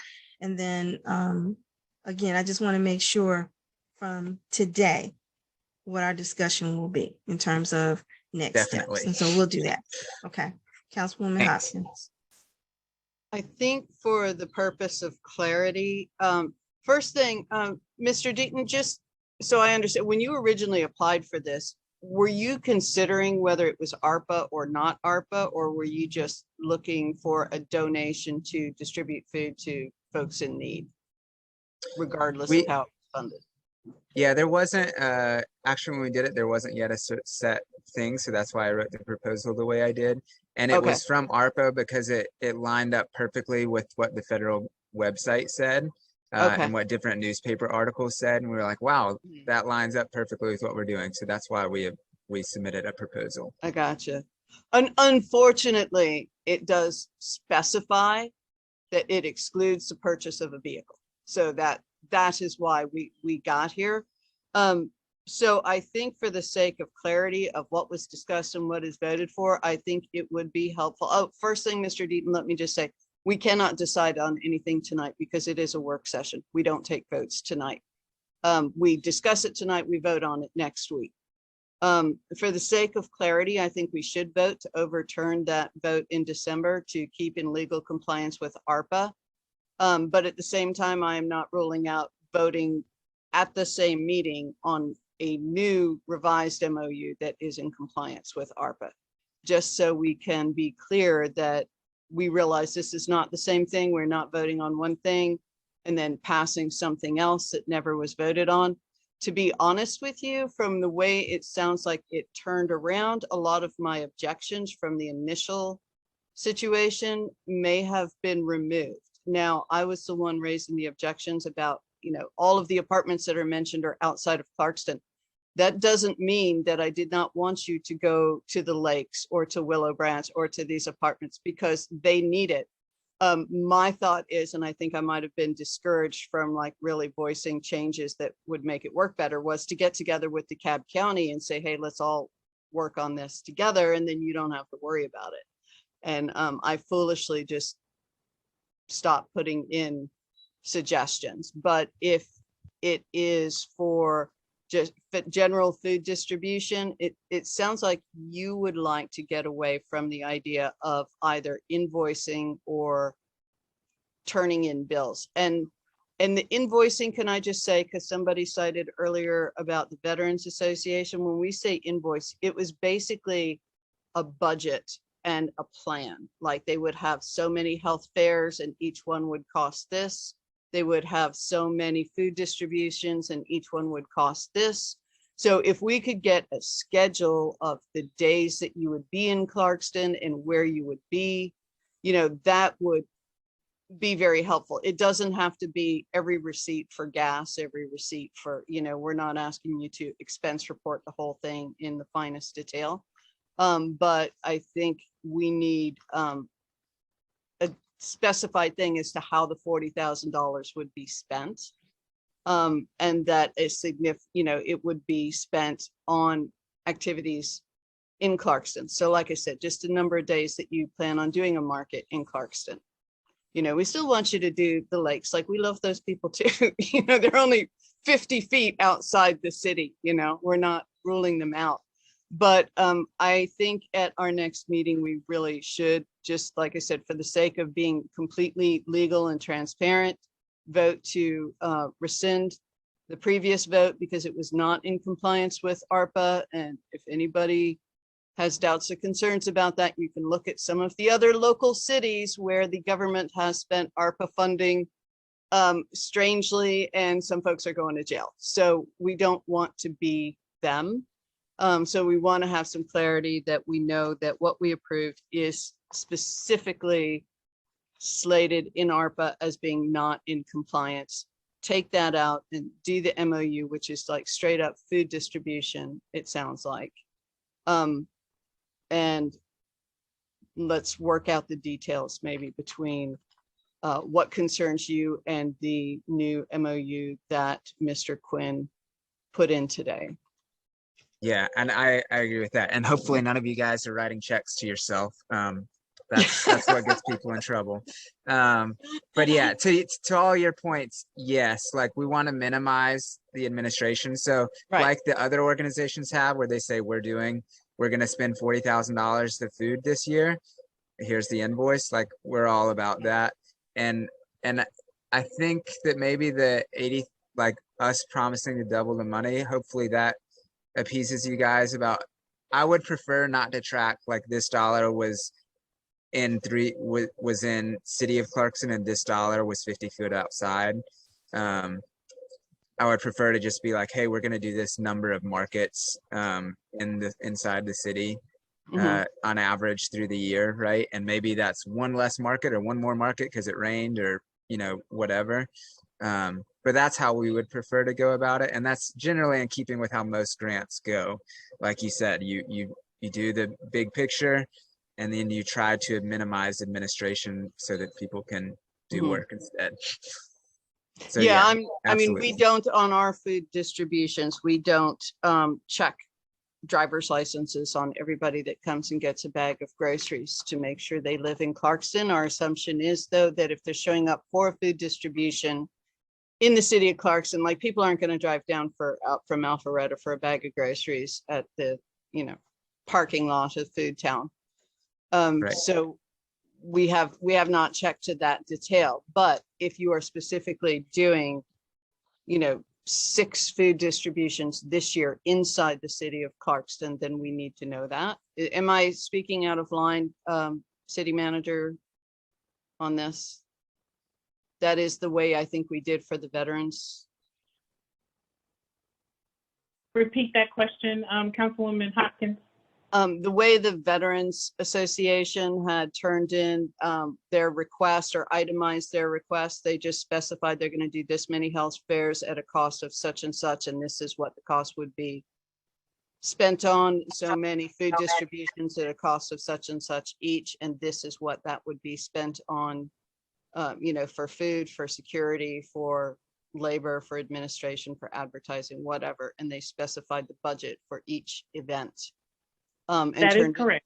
And we passed it based on that. But they are not having to turn in receipts for each event, is that correct? It's either a receipt or an invoice for what they are using, or the supplies that they need for that particular event. And we write the check. Yes. Okay. So to that point, Councilwoman Hopkins, whether it's a month invoice, whether it's whatever, they are required to provide invoices for all of the items. So it may not be every week or whatever, but the expectation from them, from CDF, from everything, you're going to have, because again, this is the most important piece that we have to remind everyone. This isn't our money. This is federal money. And we have to make sure in terms of that audit process that every receipt matches to what we said. So it's not us saying, oh no, we don't want to do this or we want to do that. It is for the support and protection of what we're doing as a city to ensure that we have all documentation in place, that when and if we are audited, the audit receipts match with what we said from the document. Everything needs to match. So just like we had the veterans to go back, they came, they brought us another document. And then even within that document, that information in there, they have to also have receipts to match, just like any of the other ones. Okay. So they give us the initial budget and then they came back with the actual receipts. Okay.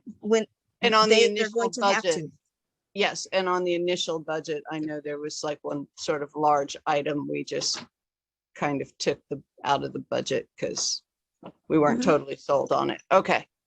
So I'm getting a little confused between receipts and invoice. It sounds like we will be giving an invoice. You guys will be treating that invoice as a receipt for the funds that you're distributing. Is that right?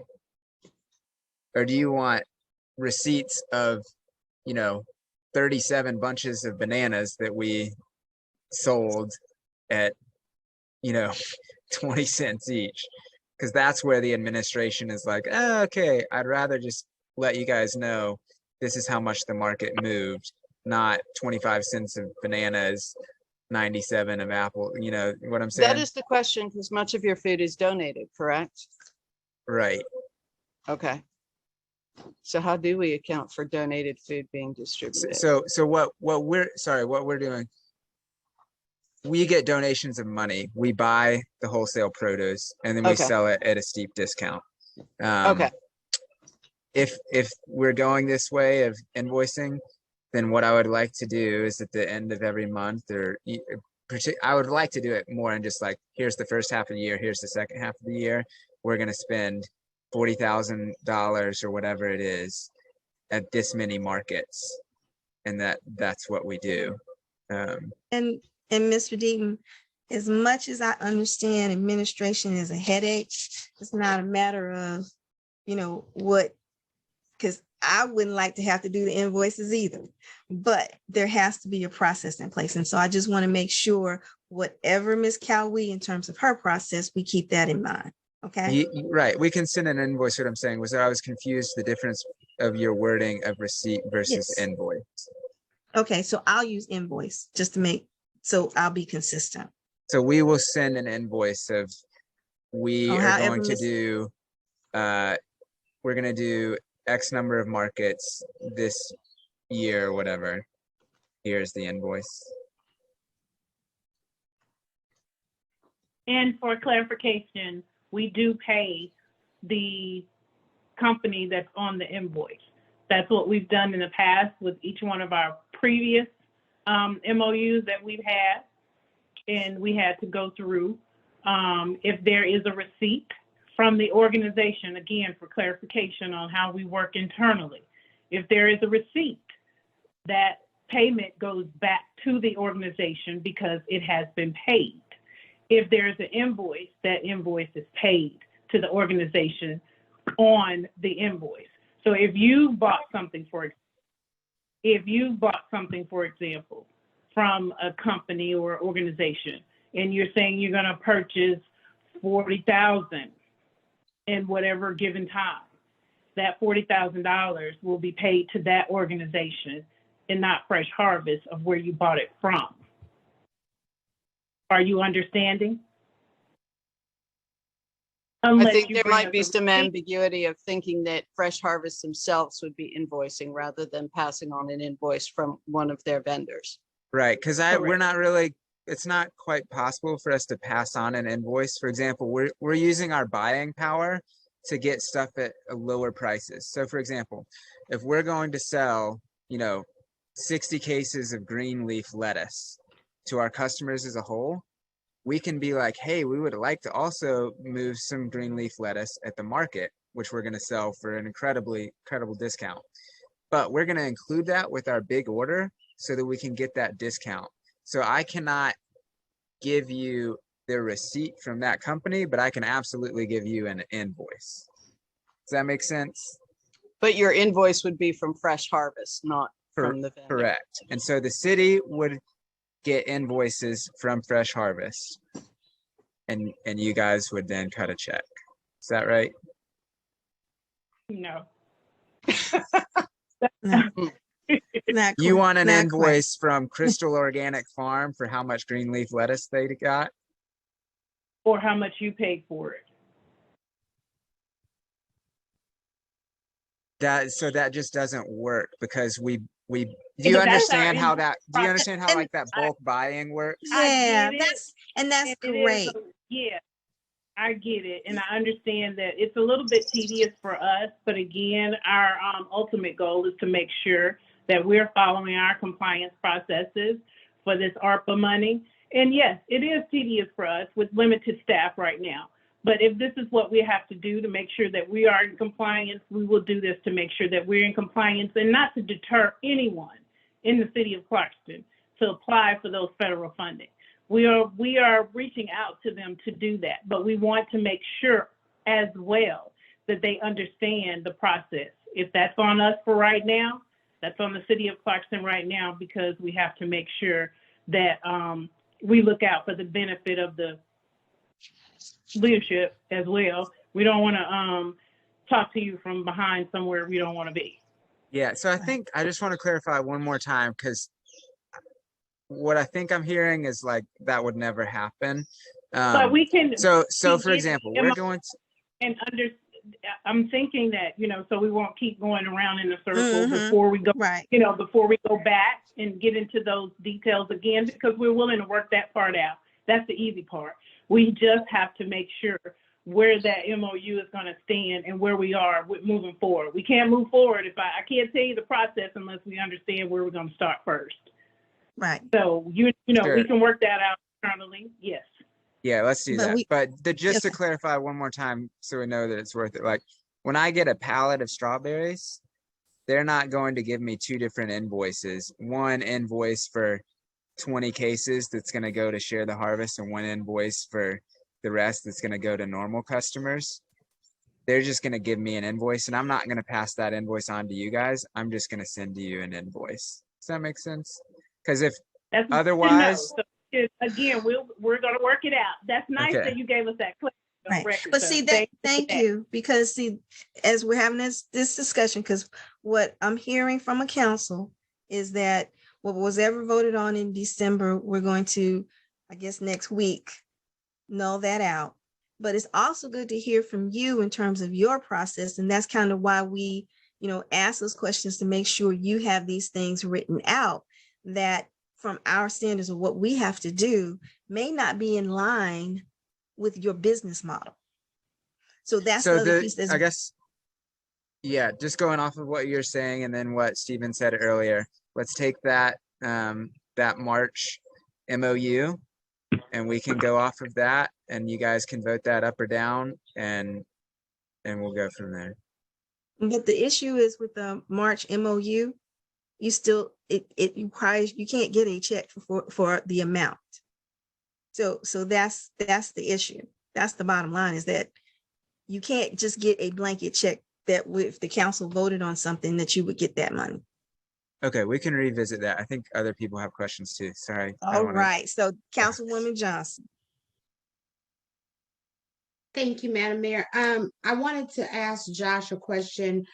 Basically, what I heard you say is that you normally deal with grants.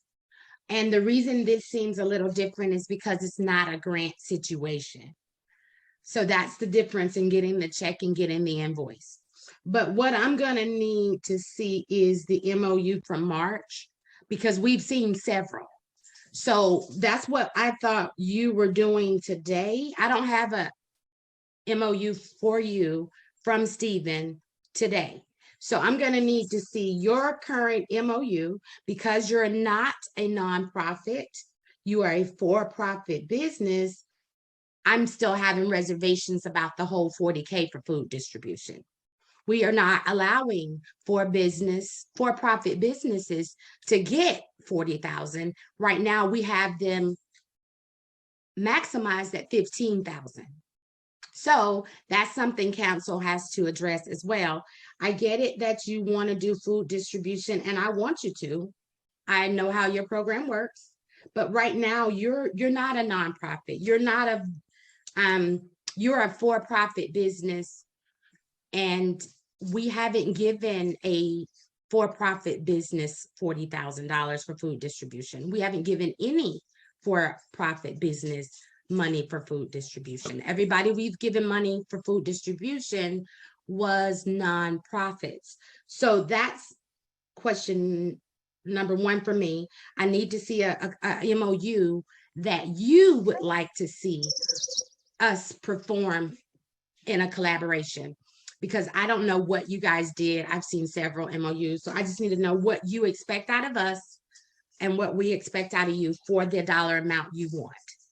Now, we are going to need that ASAP if we're going to vote on this next week. And that's just to be fair, so that we can ask our questions, see what you need, see what you want, and go from there to make our decision. And my other thing is, I apologize that you're having to come here tonight and be told your MOU is null and void. I'm sorry, you have my deepest sympathy on that. But I was at the council meeting when Ms. Cowie stated several times that buying a vehicle was a non-permitted use, and it's on video and it's dictated and recorded. At the time of that vote, that's why some of the votes went the way they did, because it was focused around the truck. So, and like I told you when I met you on Thursday, I have no problem with you servicing the entire 30021 zip code, because those are our people. They may not have a Clarkston address, but I wouldn't put that stipulation on you just to minimize you to Clarkston. And if you, I don't know what the MOU says, but if you get this money, is this a 1-year agreement, a 2-year agreement? How So would that initially work? this was a 3-year agreement. 3 The most recent MOU that came today, it's a 2-year agreement with us spending half of it before the end of this year. So it's really like a 18-month agreement, and we don't even have the truck going yet. So we would want to change that a little bit. But yeah, thank you for those points. I don't really want to, it sounds like maybe we have to, if it's voted again, rehash everything that was voted in the first vote and approved. But you guys have the information, so. Okay. Thank you. And Councilwoman Hood. Thank you.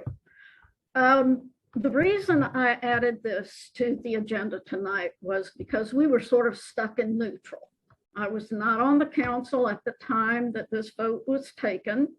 And I know that it has been a very frustrating exercise, especially for you, Mr. Deaton, also for other council members. And as when we spoke originally, this is very complicated. There's a new funding with restrictions, but we have to get it right. And I think we are on the correct track. Mr. Quinn has clarified very well, in my opinion, that what was done in December is no longer valid.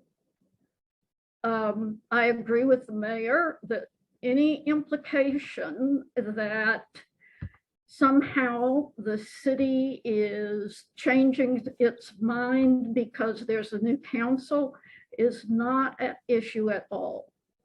We have to start over. Those are the facts. I know you're frustrated, and I'm not surprised. I would be frustrated too. The point is, we are so close to the finish line, okay? I would hate to see all of the effort that, as you say, started last August, come to nothing if we cannot get all of the facts, all of the documents, all of the understanding of what the city would need from you. I believe it is going to have to be some reimbursement process.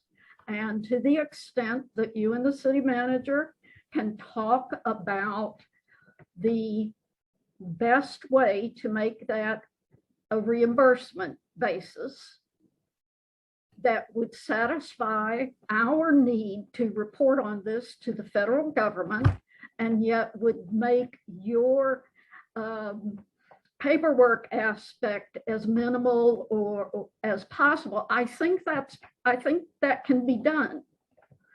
And it must be done.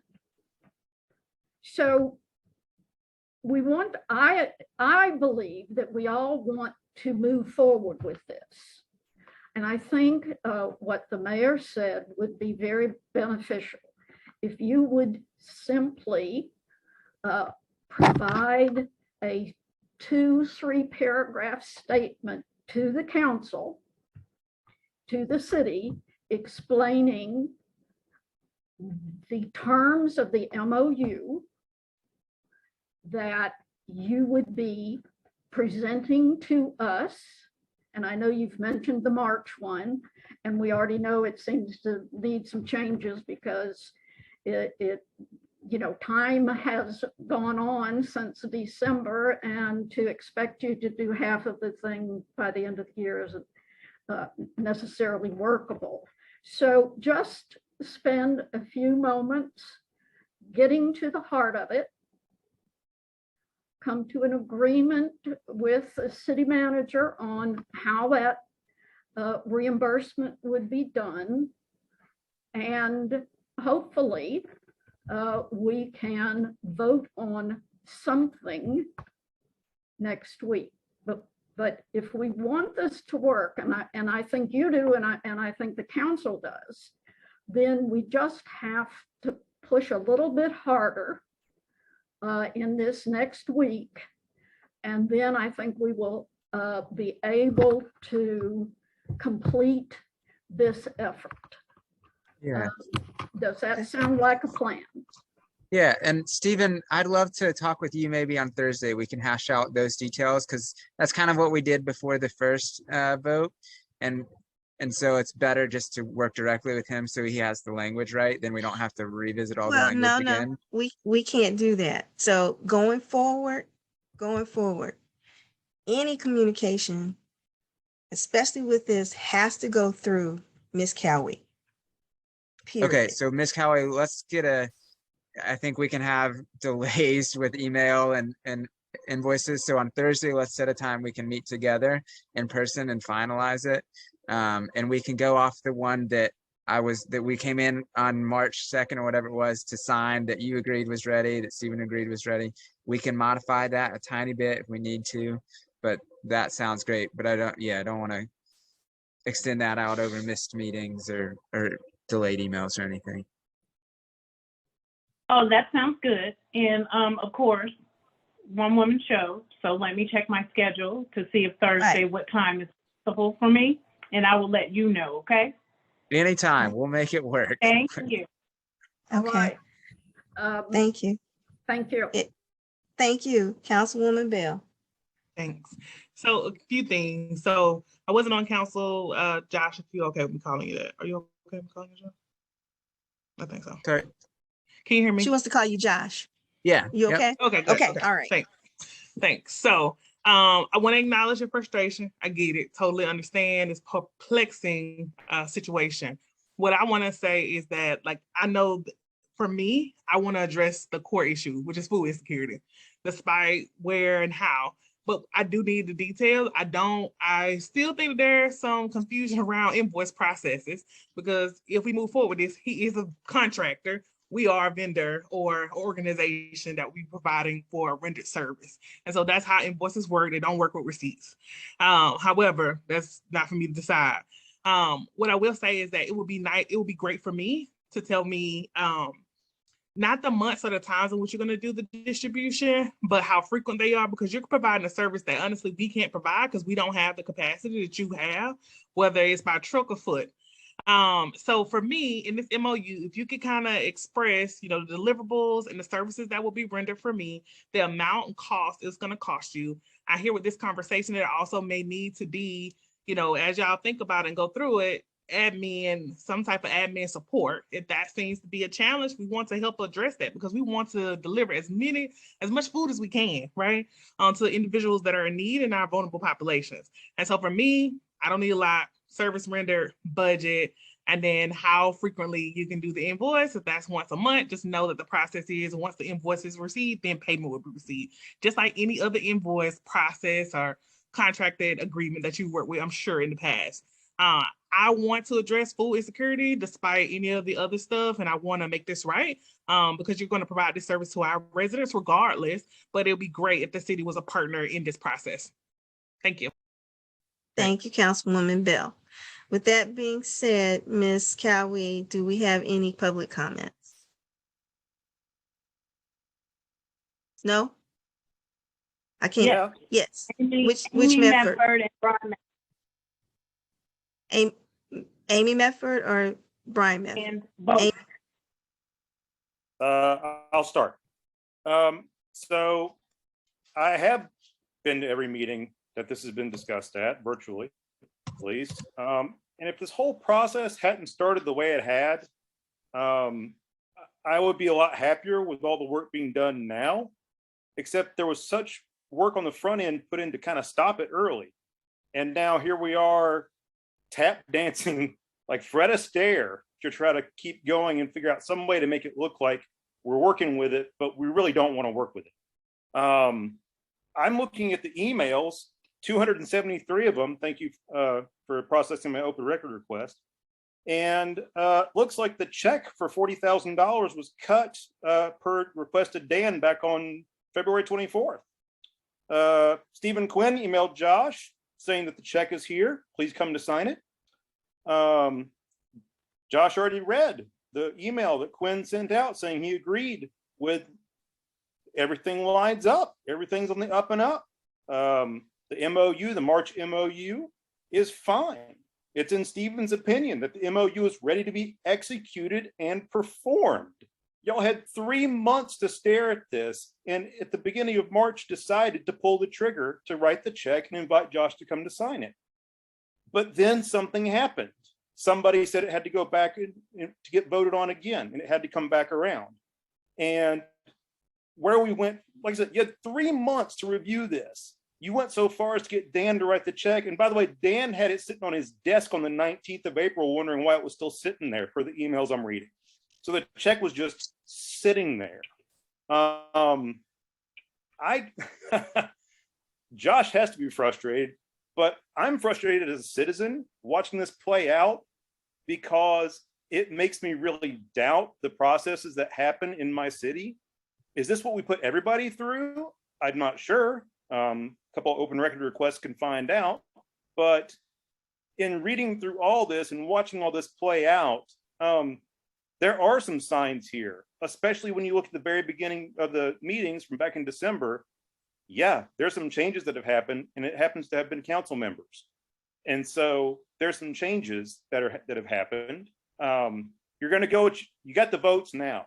So next week, you can do what you want, no problem.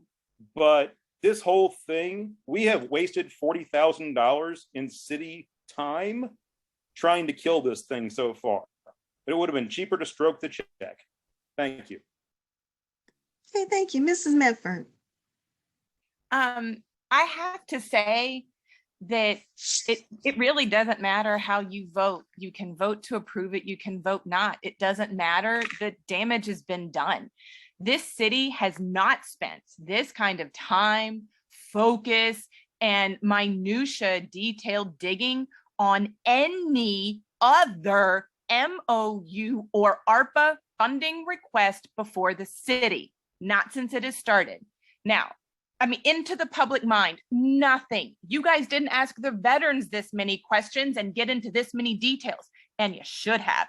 You guys didn't do anything when it came to exercise equipment and even getting the park redone, which is still outstanding, still hasn't been done, but nobody asked any questions on that. Nobody dug into the exact company that would be used, any of the federal funding receipts, nothing. You've all said, oh, just let the city manager deal with it. It'll be fine. So no, I'm sorry.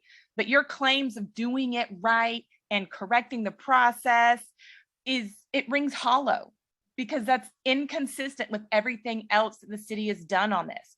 It is consistent though with the damage being done that whatever happens, a new council will change.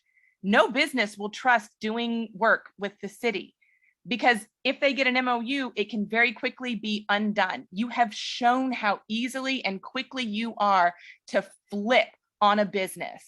So all future business negotiations are in jeopardy. All future business processes are in jeopardy. You guys have done a bang up job. So it doesn't matter how you vote on Tuesday. You've done the damage. You've called into question every other future business program. So way to go, city.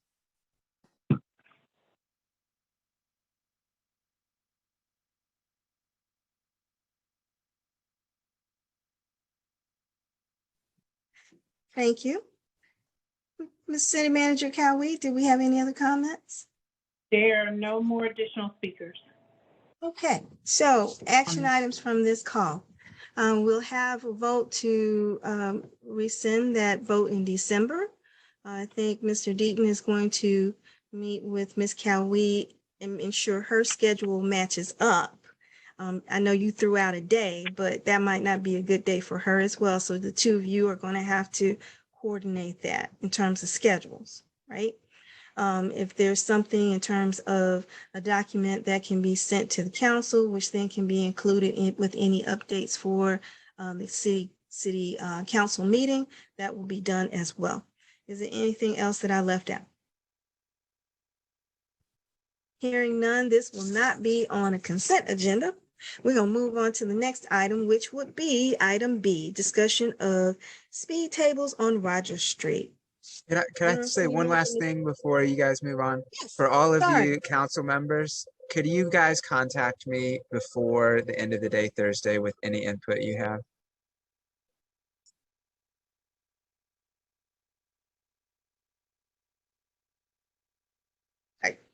Sure. Okay.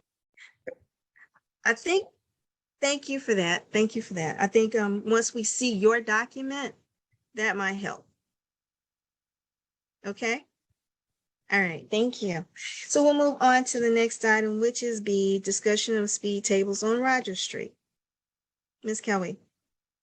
Yes, Madam Mayor, this council requested that the consultant engineering team submit a rendering to show the location of the approved 3 speed tables. And Collaborative Services has done that for your review. Madam Mayor? Oh. All right, Mr. Kaiser, did you want to add anything to it? No, ma'am. They are located on the street identified as A, B, and C. 2 of them are located between Market and Hill, and 1 is located between Hill and North Indian Creek. Okay, council, did you have any additional questions on this item?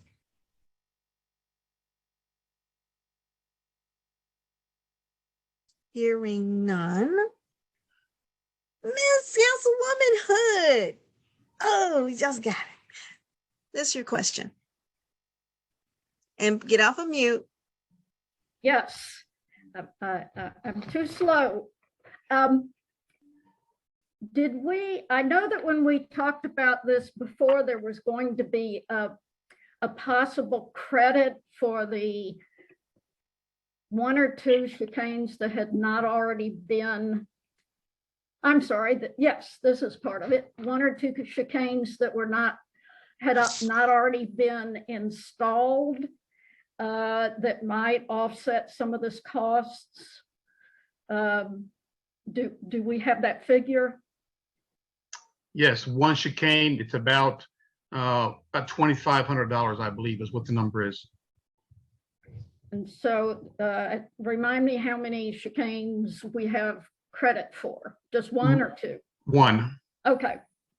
So whatever our cost is going to be, we have a credit of basically $2,500. Yes, ma'am. All right, thank you. Okay, thank you. And Ms. Cowie, do we have anyone signed up for this one? 5B is Ms. Medford. Mrs. Medford. Yes, I just want to make sure that council gets a good look. You know, this is Rogers, apparently the most important street in all of Clarkston. And so for this to go in, can this be the last time we muck about with Rogers Street, please? Okay, thank you for your comment. Any other questions from the public? No. All right, Councilwoman Hood, did you just have your hand still up? Yes, yes. Okay. With that being said, council, is this acceptable for consent agenda? I need you to do your thumb up because for our city clerk, she needs to make sure that she has everyone's support on this. So there you go. All right, thank you. So this is also a consent agenda item. Okay, thank you. And then the next, we'll move into new business and we'll do the discussion of the appointment of the city manager. And so with that, and I don't have my screen put up now. That contract has been reviewed with Mr. Quinn, and we've talked to interim city manager, Ms. Cowie, to make sure that in terms of what's in that document, she is fine with that. And so thank you for the work that you have been doing to this point in terms of addressing a lot of the issues that we've had to do some reconciliation with in this transition. So you have been, we greatly appreciate that. I'm going to allow the council to make any comments at this time, starting with Vice Mayor Yasu. Thank you, Madam Mayor. I also want to start by saying I really thank our interim city manager, Ms. Cowie, for doing double work during this transition time, and she's still continuing to do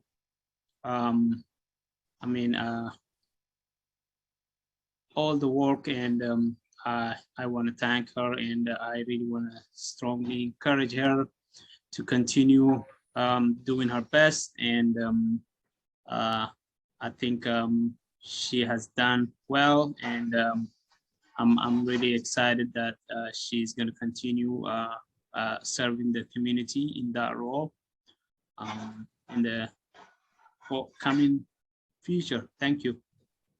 Thank you. If there are no other comments from the council, Ms. Cowie, did you have any public comment? Ms. Medford? Mrs. Medford, please. Yes, I am so glad we have finally made a decision and don't have one person doing 2 full-time jobs. God bless. Council, you guys should have been ashamed having her do 2 people's jobs for this entire time.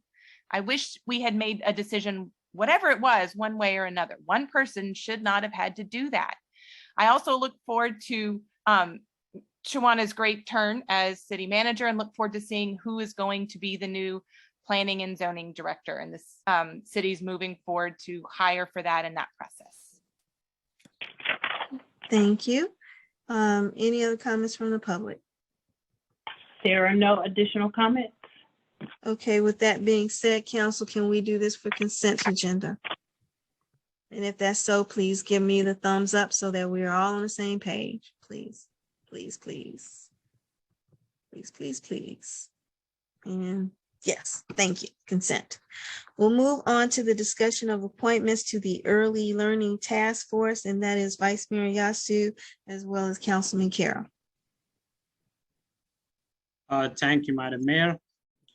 So I think we have the applicants in the package, and we have already approved as members of this committee, and I'm really glad that we have interest, and I want to thank all those applicants, and I would say that the council hopefully will approve all of them, and so that we can continue this work. That's pretty much, and I'll pass it to Councilmember Carroll. Yes, I agree with Vice Mayor Yasu. I've been to some of the meetings, not all the meetings, but I think that they've been doing a good job. They've been very diligent. I know there are some boards that don't meet every month and don't do work every month, and this isn't one of them. So hopefully they can continue to do the good work and we can improve these applicants. Thank you. And I know the chair is on the call. Miss Roberta, did you want to say anything? I'll give you a chance to say something. Yes, just thank you for considering the new members. We're really excited about the interest that we've had, and we look forward to continue to promote early learning and to provide advice and guidance to the city. So thank you for your consideration. Okay, thank you. Council, did you have any questions? Huh? Okay, Miss Interim City Manager, Ms. Cowie, do you have any comments? There are no speakers on this item. Okay, with that being said, can I get the thumbs up for this to be on consent agenda as well? Thumb, thumb, thumb. I'm missing a thumb. 2 thumbs. One more thumb. Oh, I see. Oh, the thumbs up there. Okay. Outstanding. So we'll move on to item C, which is discussion of signage on Market Street at its intersections with East Ponce de Leon and with North Indian Creek and the streetscapes on Market Street. That would be Councilwoman Hood.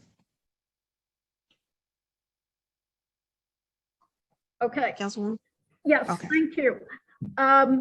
I put this on the agenda so that we could bring to conclusion our streetscape efforts. And I understand that there are a couple of, first of all, that the decision on the signage that would go in those gateway granite signs that are in place is to be made by the city council.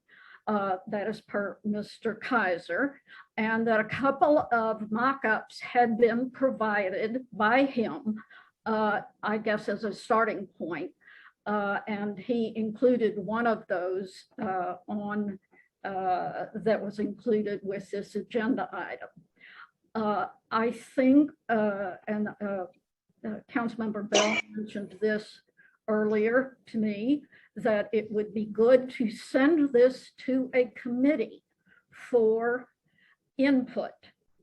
And because this is a pretty important part, this is going to be the kind of the focus of our city in that part of Market Street down to North Indian Creek. My question then is, what committee or committees would we want to send this to?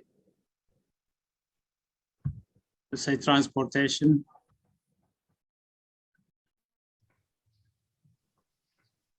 Okay. Councilwoman Hopkins? I was just agreeing with Councilmember Vice Mayor, transportation and environment. It is both. Okay. Is that fine for everyone?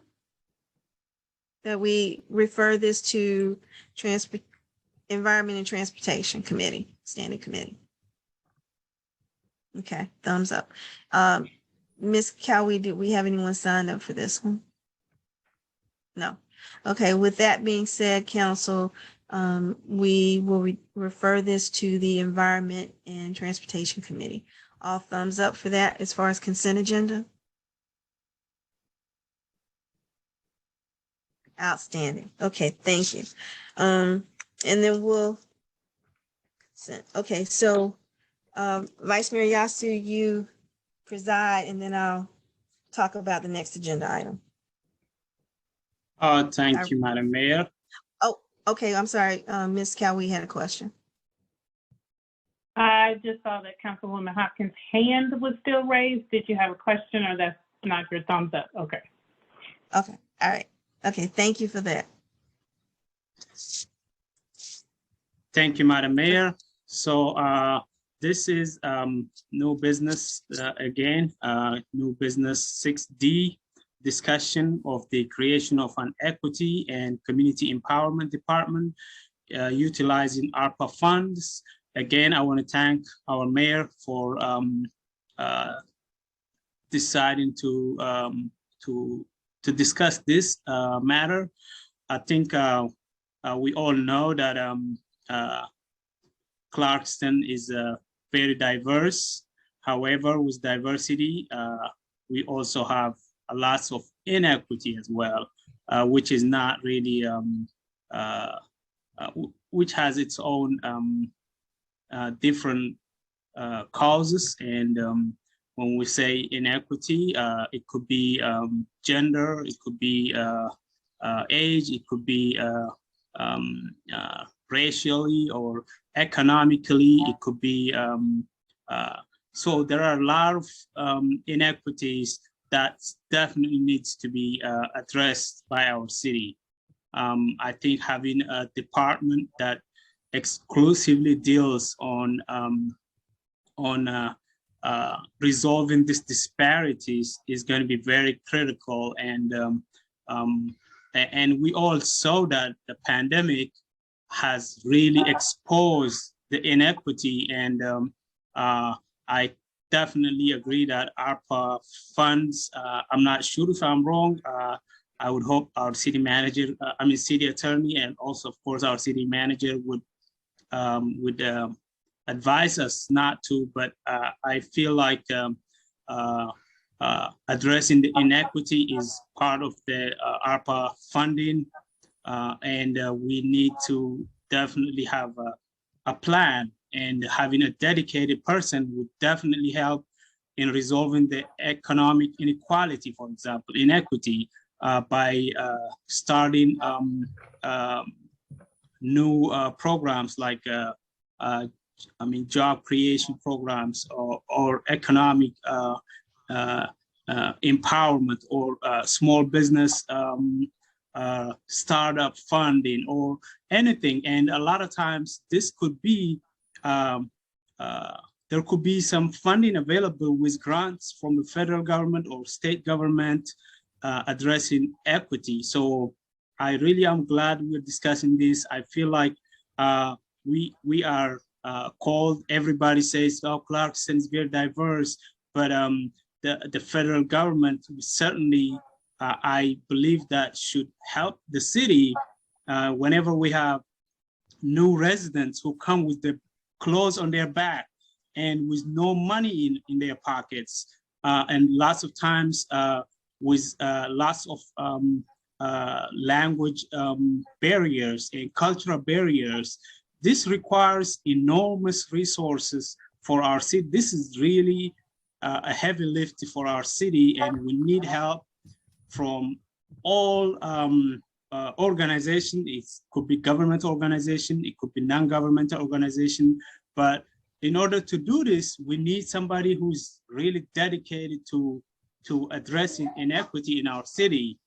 So I'm really pleased that we are discussing this, and I strongly want to encourage the council to move forward with creating this department.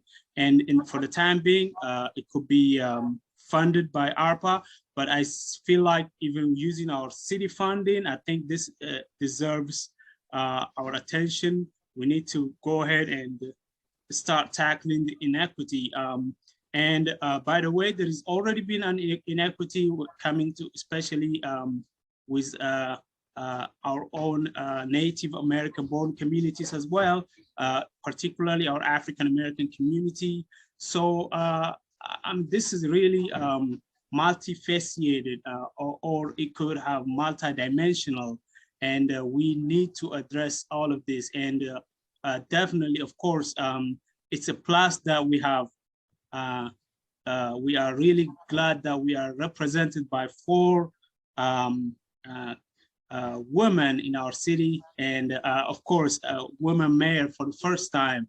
So that is a good forward, but we need to have economic empowerment, in the inequity goes also in terms of gender. So we need to empower our women population, and of course, everybody as well. But we need to address the historical inequity, which is not really a fault of the council or the mayor or the city staff, or this have its own history. So yeah, I could really talk about this the whole day, but I think we know with it in front of us. So thank you, Mayor. But if there are any comments or questions from our council, please. Well, let me go speak ahead. too. Let me Yes, yes, let me Madam speak Mayor. on my item too. Yes, Thank Madam you. Mayor. So Vice Mayor Yasu highlighted a lot of the points. And, you know, again, as a city, and I followed up with Ms. Cowie in terms of that resource and talking about that. You know how we've always talked about translation, right? And the importance of having translation and making sure that we have someone who can focus on that for our departments and be that liaison between the departments in terms of what we talked about with the court system, what we talked about with any type of funding that we have identified right now through ARPA to take care of those translation issues, but also to deal with all the other inequities that we see in terms of building up our community. That person will be responsible for doing that and working and coordinating with our nonprofits and being that liaison for us. You know, when you sit back and think about as a city, a lot of times we're asked how much do we do to address those inequities that we have. And so we've been heavily dependent on our nonprofits. And so having that ability to be able to support our community and to make sure that we are that connector between when we have our new residents to come, our existing residents to come, and we have a real robust plan to ensure that we address those things as far as inequities facing our community, but also be that empowerment. And that's that piece where we talk about workforce development and all the things that Vice Mayor Yasu took care of for me on that piece, making sure, and then with the resources that we can do through ARPA, and we've already have some of those line items identified, making sure in terms of our staff who is so focused on all this additional work to have someone dedicated to that. And so I'll step back and Vice Mayor Yasu, you address any questions. Thank you, Madam Mayor. I think Councilmember Johnson have raised her hand. Councilmember Johnson, go ahead, unmute yourself. Thank you. I want to know how long will this position run? So how long will we allocate the funds? I believe this is going to be a permanent position. But for the funding for now, it's going to be until the expiration of the ARPA funding. And but after that, we would pick up the remainder. After that, it will be added to our budget, and it will be funded from our budget. This is basically going to be a permanent department. Am I correct, Madam Mayor? Isn't that the idea? You answered all the questions, so I don't even have to answer the questions right now. But yes, what we're looking at is to until the end of ARPA funding, and that would be 2024, if I'm not mistaken, Ms. Cowie, is that correct? That all funding has to be 24, that we would be able to utilize this funding through ARPA as we did with the receptionists and all the other people that we had previously. And as the city grows, we'll be able to, from a general fund, be able to have that funding to sustain. And we'll leverage like grants and other things to be able to help in terms of that resource. Any other comments? All right, see none. Do we have anybody who signed up to speak on this, Ms. Cowie?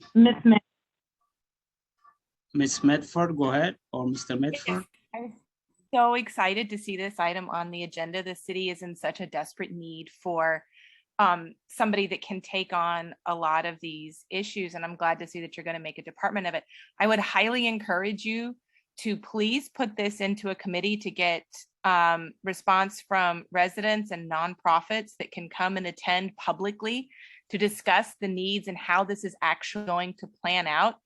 I love that you're doing it, but I don't want it to be just sort of quickly shuffled together. There's a lot of nuance and a lot of work that this position will need to be. And so I would love to see the city really wholeheartedly jump in and take this on and meet with these various organizations that have already been doing this work to find out how best they can do it, and to meet with the public to find out what they really need done, instead of making assumptions on what the public may need. Actually invite them into the process so they can be a part of it. And then when you have that position, it will be an awesome and amazing position that will really accomplish everything we want to accomplish. So thank you for taking these initial steps.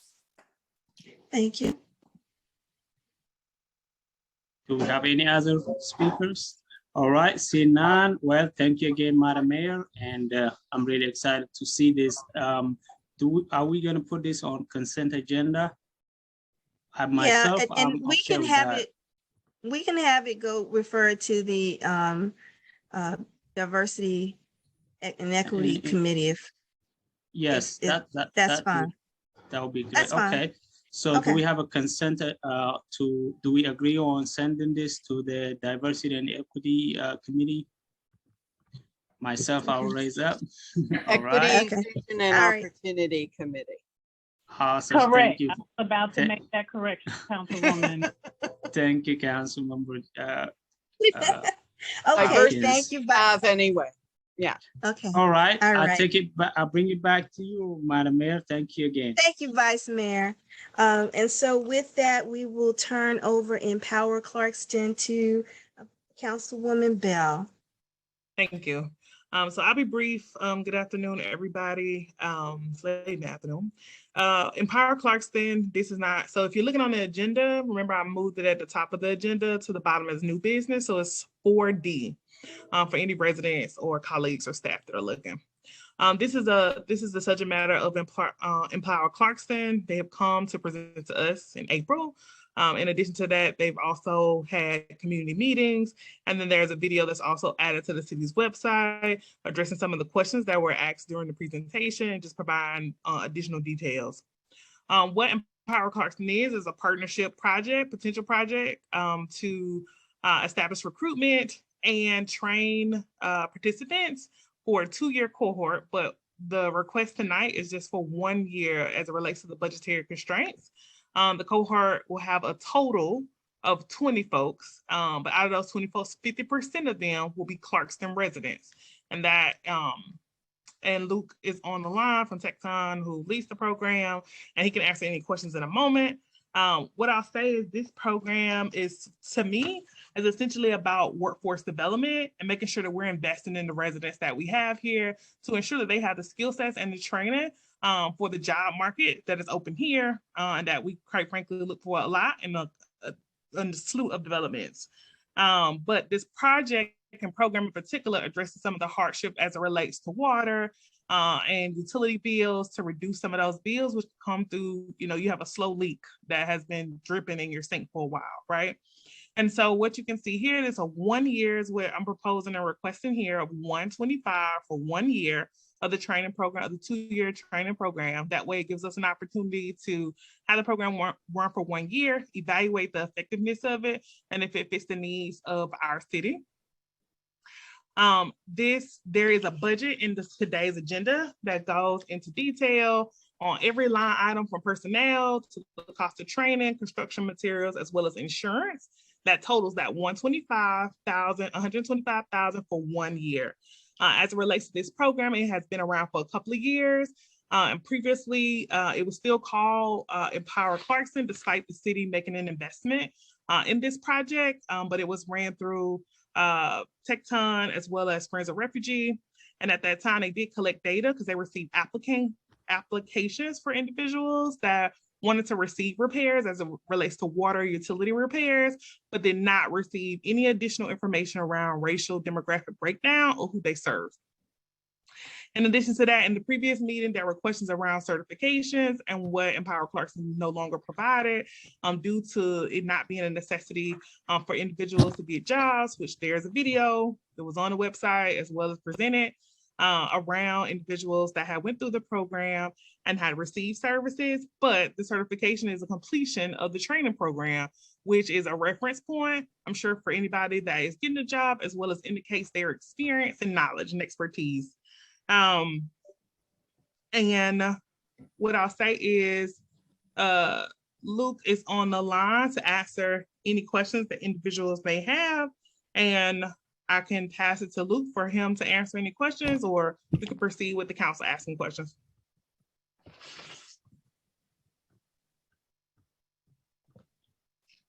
Hey, Mr. Luke, how you doing?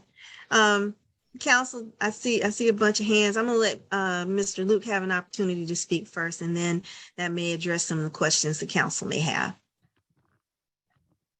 Hey, thank you guys for having me again. Always a pleasure to see you, Mayor Burks, and the whole city council. You guys all look wonderful. Yeah, I don't have necessarily, I think, you guys have probably seen the video at this point, maybe 2 videos. And then I presented, I guess, live that one time.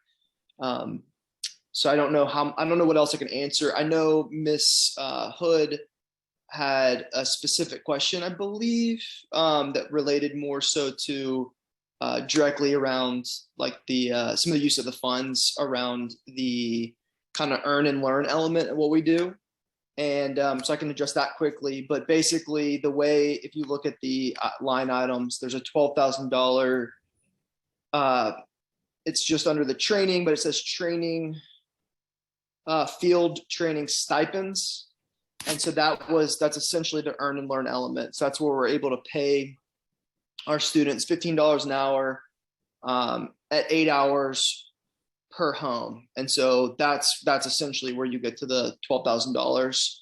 If you break that down, it's essentially $15 an hour times 8 hours of work times the 10 homes, which is where you essentially get the 12,000.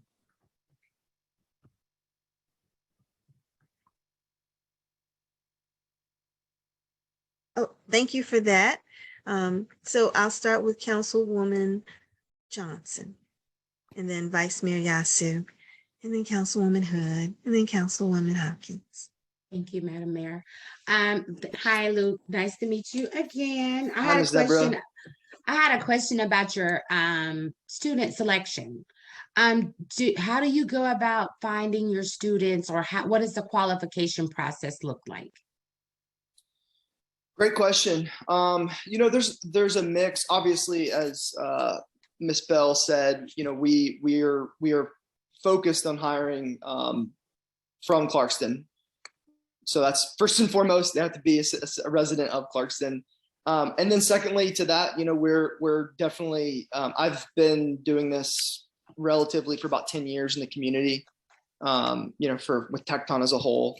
And so, we kind of know generally how to go about recruiting, but we work with all the major kind of partners in the community. And then we basically hire recruiters as part of it. I believe that's a line item that are just out searching. So it's a mix of individuals who obviously have kind of a deeper desire to learn about green construction, or most likely the general case is they're individuals who have decided that they want to make this their career. So that's generally how we recruit. Okay, and do you have do you have a large amount of students that get rejected, or is there any? That's my concern. How do you get rejections? What would cause a applicant to be rejected? Yeah, great question. I would say generally, we obviously can only take on 10. Hypothetically, we can take on double that in a given year if we also get additional funds, which we're pursuing as well, just so everyone knows. In which case, hopefully we have 20, and we're, generally we have, I would say, between 20 and 30 applicants.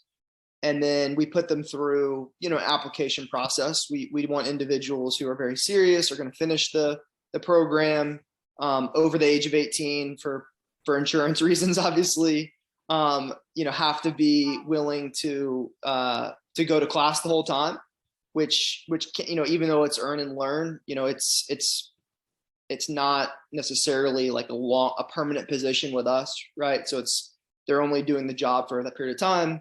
Our hope is that at the end of the program, we'll be able to place them. And in general, anyone that wanted a job received one. So eventually we do all the interviews, and we kind of weed through the individuals that maybe aren't the best fit. And then just so it's not like we just say, okay, bye, there's nothing we can do for you. we do have our longer term training program as well. That's kind of under Tecton. And so we can refer them to that different program if that's a better fit. Okay, thank you. Yes, ma'am. Vice Mayor Yasin. I first want to thank both Councilmember Bell and Mr. Luke. I got a question. So the earning part, I'm not sure if I misheard you, but is it $12,000 per year per individual? No, so it's only $1,200 per individual, and that's actually just in that period of time that they're actually going through the program. So yeah, so that's where that number equates to, and it's broken down in there if you need Okay. to reference it. Okay, so it's $1,200. So that means it's going to be $12,000 for all the participants from Clarkston, I believe. Correct. Yep. I honestly think this is a good program, but I'm kind of concerned about the cost because this is going to be almost $12,000 per individual. No, I think, sorry to interrupt you. I think you're misunderstanding. The program is not a long-term program. The program only lasts for a specific period of time. It's $12,000 for all of the training, so all of the earn and learn, which is only a set period of time. It's not, right. It's not an annual, it's not that type of program. I got you. I'm saying that for the city to partner with you guys, it will be $125,000. I'm just dividing that by 10, and that's what I'm saying. I'm saying this is going to cost us, the city, $12,000, $500 per individual, pretty much. And well, and sorry to interrupt you again. Just to be clear, you're equating that to the one side of the program, and kind of what YT Ms. Bell has mentioned and what the program breaks down is that it's far beyond just workforce development. There's a significant level of savings and work that goes into every individual home. And so it's hard to say, oh, well, you can just divide this by the number of people that are trained, because then you're also having to say, okay, well, then we have X number of homes or apartment complexes, and it makes it more difficult just to kind of say, subject it just to the number of trainees, if that makes sense.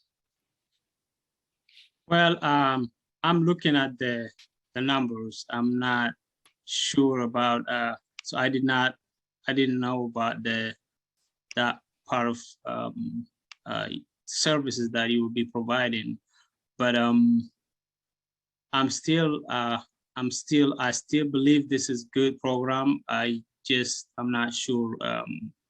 $125,000 is not too much for 10 individuals being trained, besides the services that will include including the services that will be provided to our city residents. I just still feel like it's a bit pricey. I'm not sure if I'm. If you need, I don't mind. This will be the third time presenting. I don't mind doing it again. I think we've clearly articulated that the savings per resident is much more significant than equating it to just 10 people trained over a year cost $12,000, per person. There's a significant amount of work that goes into the data mining, so understanding how much is saved by the work done, plus the long-term benefits of workforce development, which obviously goes far beyond just $12,000 per person. And I don't mind going back through that in the presentation, but I think if the video is still available, YT, maybe we can share that around, because it sounds like he might not have seen it yet. It's attached to the agenda item. It's also on the website, so I can send it to you.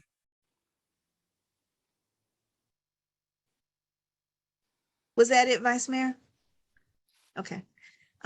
Councilwoman Hood.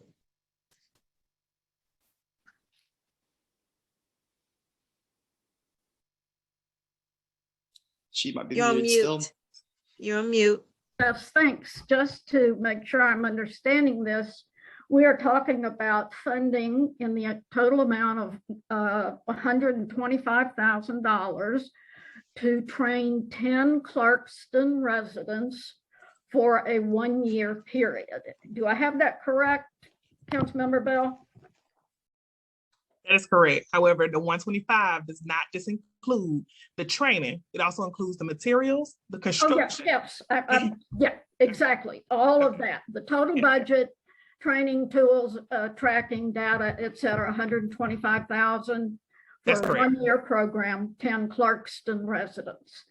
My only question was when I was looking at the field training stipend, what I saw there was $15 an hour times 8 hours times 10 homes.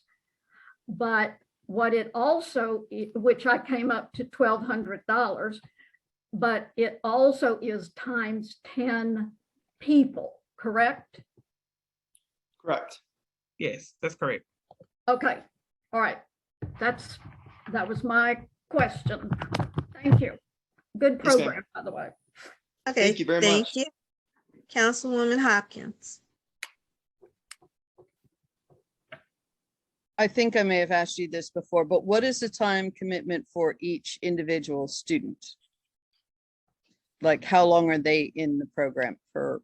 Yeah, I mean, and that's a great question. It's somewhat relative to how long it takes, because you can imagine you might go into a home or apartment complex and it's in really poor condition, and we, through the data mine, through our discovery, we find out that a lot needs to be done to it.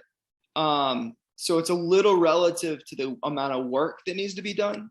But in general, the training program itself is just 2 weeks. And that's an intensive. So that's 40 hours a week. We're really putting them through the training to make sure that they're safe, that they fully understand, they can comply with our trainer and our contractor. But then, the 8 hours is actually, that's the work being done. So that's kind of where we're associating it with. It's going to be an average of about 8 hours of just straight work out in the field. So it's like 2 weeks of classroom type and training, and then 8 hours, 1 day actual labor applying that? It's a little bit more complicated than that, but that's essentially yeah. So each student would be doing 1 day on one of these retrofits. Essentially, yes, exactly. Okay. Yeah. I'm starting to sort of see Sorry. what the vice mayor was asking about, because $125,000 for 10 people, and they get 2 weeks of classroom, but only 1 day of hands-on. Sorry, Ms. Hopkins, I misquoted that. That's per house. So that's where that equates to the $12,000. Sorry, it's end of the day and I need a coffee or something because my math is wrong. But that's per house. So that's where that equates to. So what does it equate to per student? It's the individuals, because it's sort of being presented as a workforce development, as a training program. So I'm trying to figure out what, forgetting the houses for a minute and what it is so far as the environmental impact to the houses, but per student, what can each student commit to and expect to get in return? So each student is committing to, and I'm just going to do the math real quick on this just to verify this for you.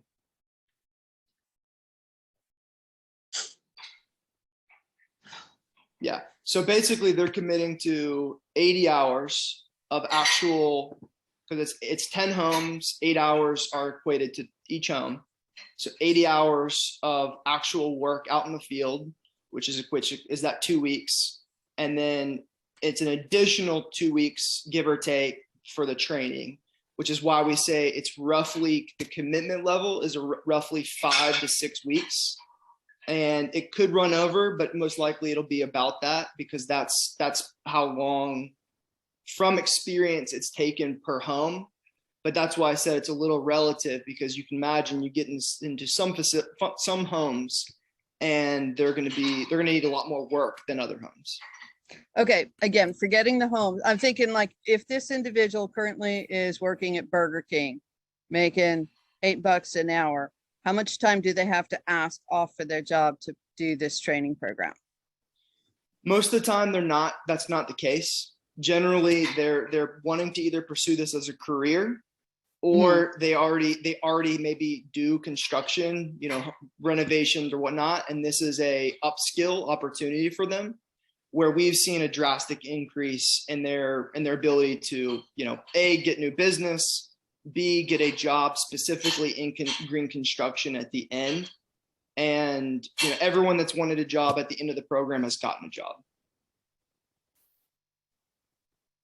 So they don't have to take time off work. They're not currently working, or they're quitting their job to do this. They're going to, yeah. We never had somebody that said, can I take 6 to 8 weeks off of work? Most of these people are working hourly, so it's not like they can take vacation. That doesn't really work in hourly jobs. And so they're usually saying, we're committing to this because this is the field that I want to get into. So they're leaving wherever they currently are. That has been the case for a lot of them, but a lot of them it's because they want to pursue this as a career, or they're already in construction and they just want to upskill themselves and give themselves new skills.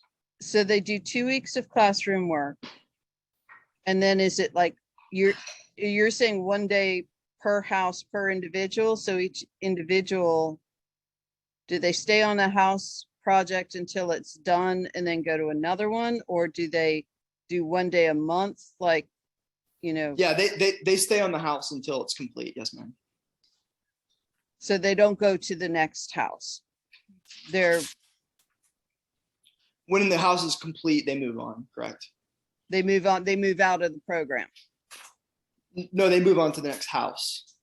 Maybe I'm not listening. I'm not hearing you correctly. So how much on a 40-hour, after 2 weeks of training, and then how many days are they spending doing the work in this program that we're paying them $15 an hour to get the hands-on training, in-person training, until the program is finished? 80 hours is the guess based off of past experience in 10 homes, but it could end up being 90 or 100 hours. And then about 50% of them end up wanting to go more long-term into construction. And so many of them end up joining our longer-term program to get into, a much higher paying opportunity, welding or facilities maintenance, so the goal is always like, let's leverage this to get them just a better job in the long run. So 2 or 3 weeks work post training, basically, right? Correct. Okay. All right. Thank you. Yes, ma'am. All right. Okay. Thank you, Councilman Carroll. I'll just say briefly, I share the opinions of the others that said I think it's a good program. I think particularly as we've talked about doing workforce development for a while, but haven't actually created a program, I think this is at least a good way to dip our foot into it and get started on the workforce development. Okay. Thank you, Councilman Carroll. Are there any other questions from the council at this time? And Luke, when they complete this program, what's the average salary for the people who typically go through the program? That's a great question. We haven't done a ton of data on that, because in the past, a lot of our focus on the data was specifically on the energy savings. And, since I've kind of stepped in and we took over the entire management of the program, Friends of Refugees is no longer involved. Southwire is no longer involved. It's basically Tecton and Greenlink who does the data. There's going to be a significant refocus on like how can we make sure that it follows Tecton's guidelines, which just in general for Tecton, we see about an average of $8 increase per hour at the end of the program. So stories range from somebody who's working in a warehouse making $12 an hour to finishing our program, becoming a facilities maintenance director, or becoming a welder, now making $20 to $25 an hour or more. Okay, thank you. Ms. I'm sorry, Councilwoman Bell.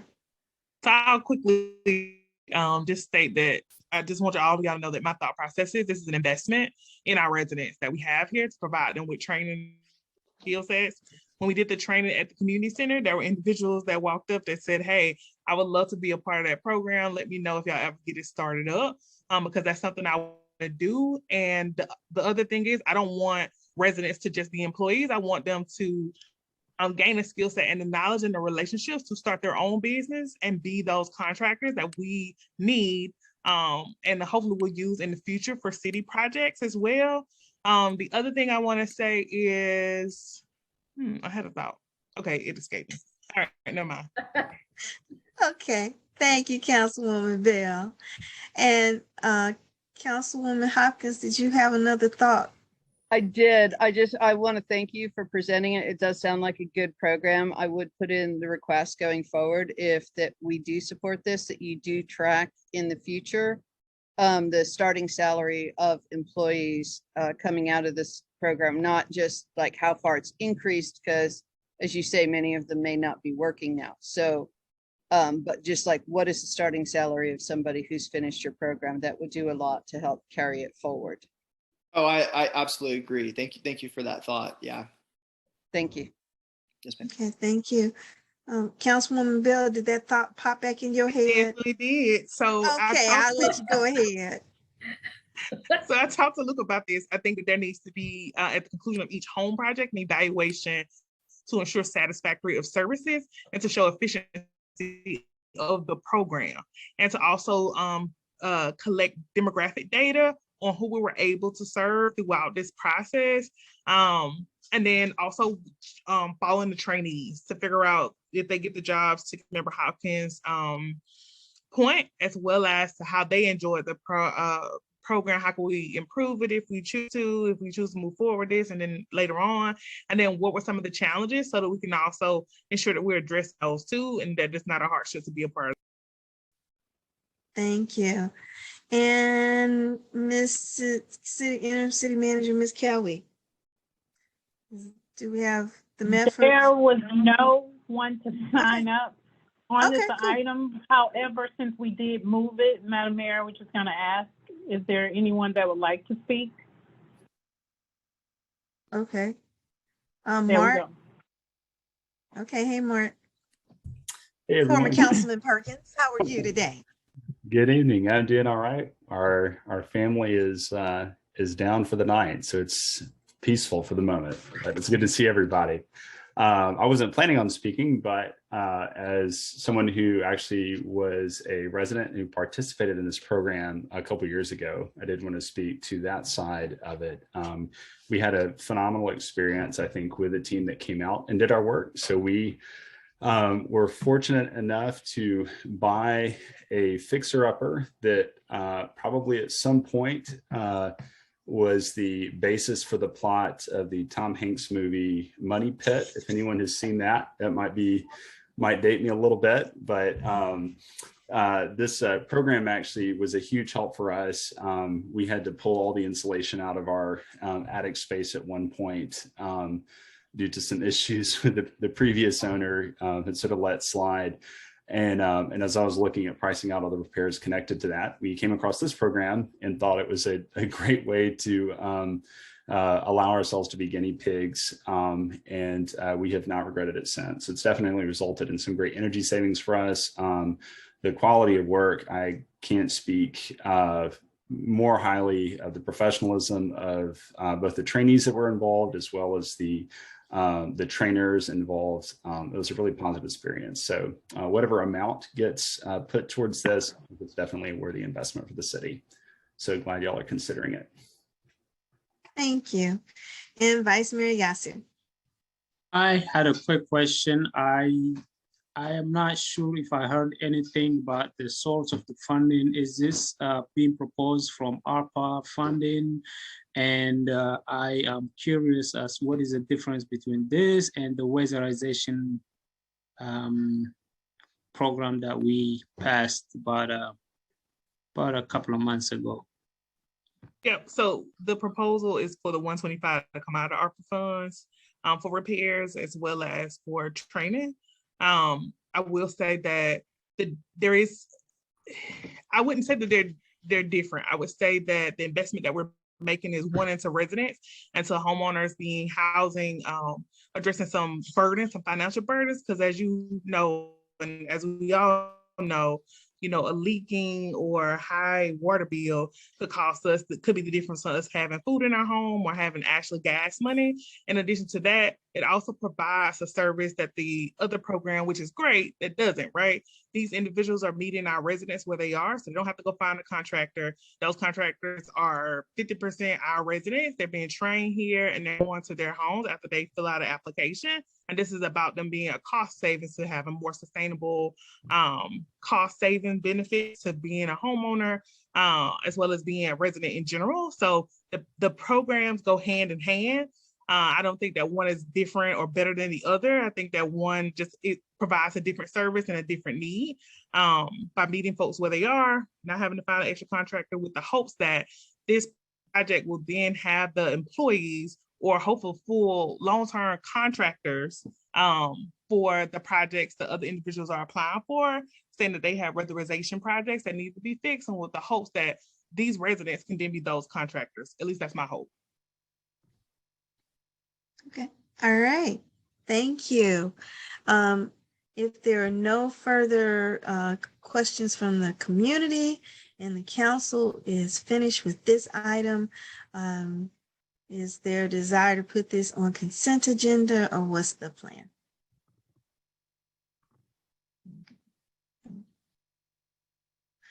I would say we just discuss this separately. Okay.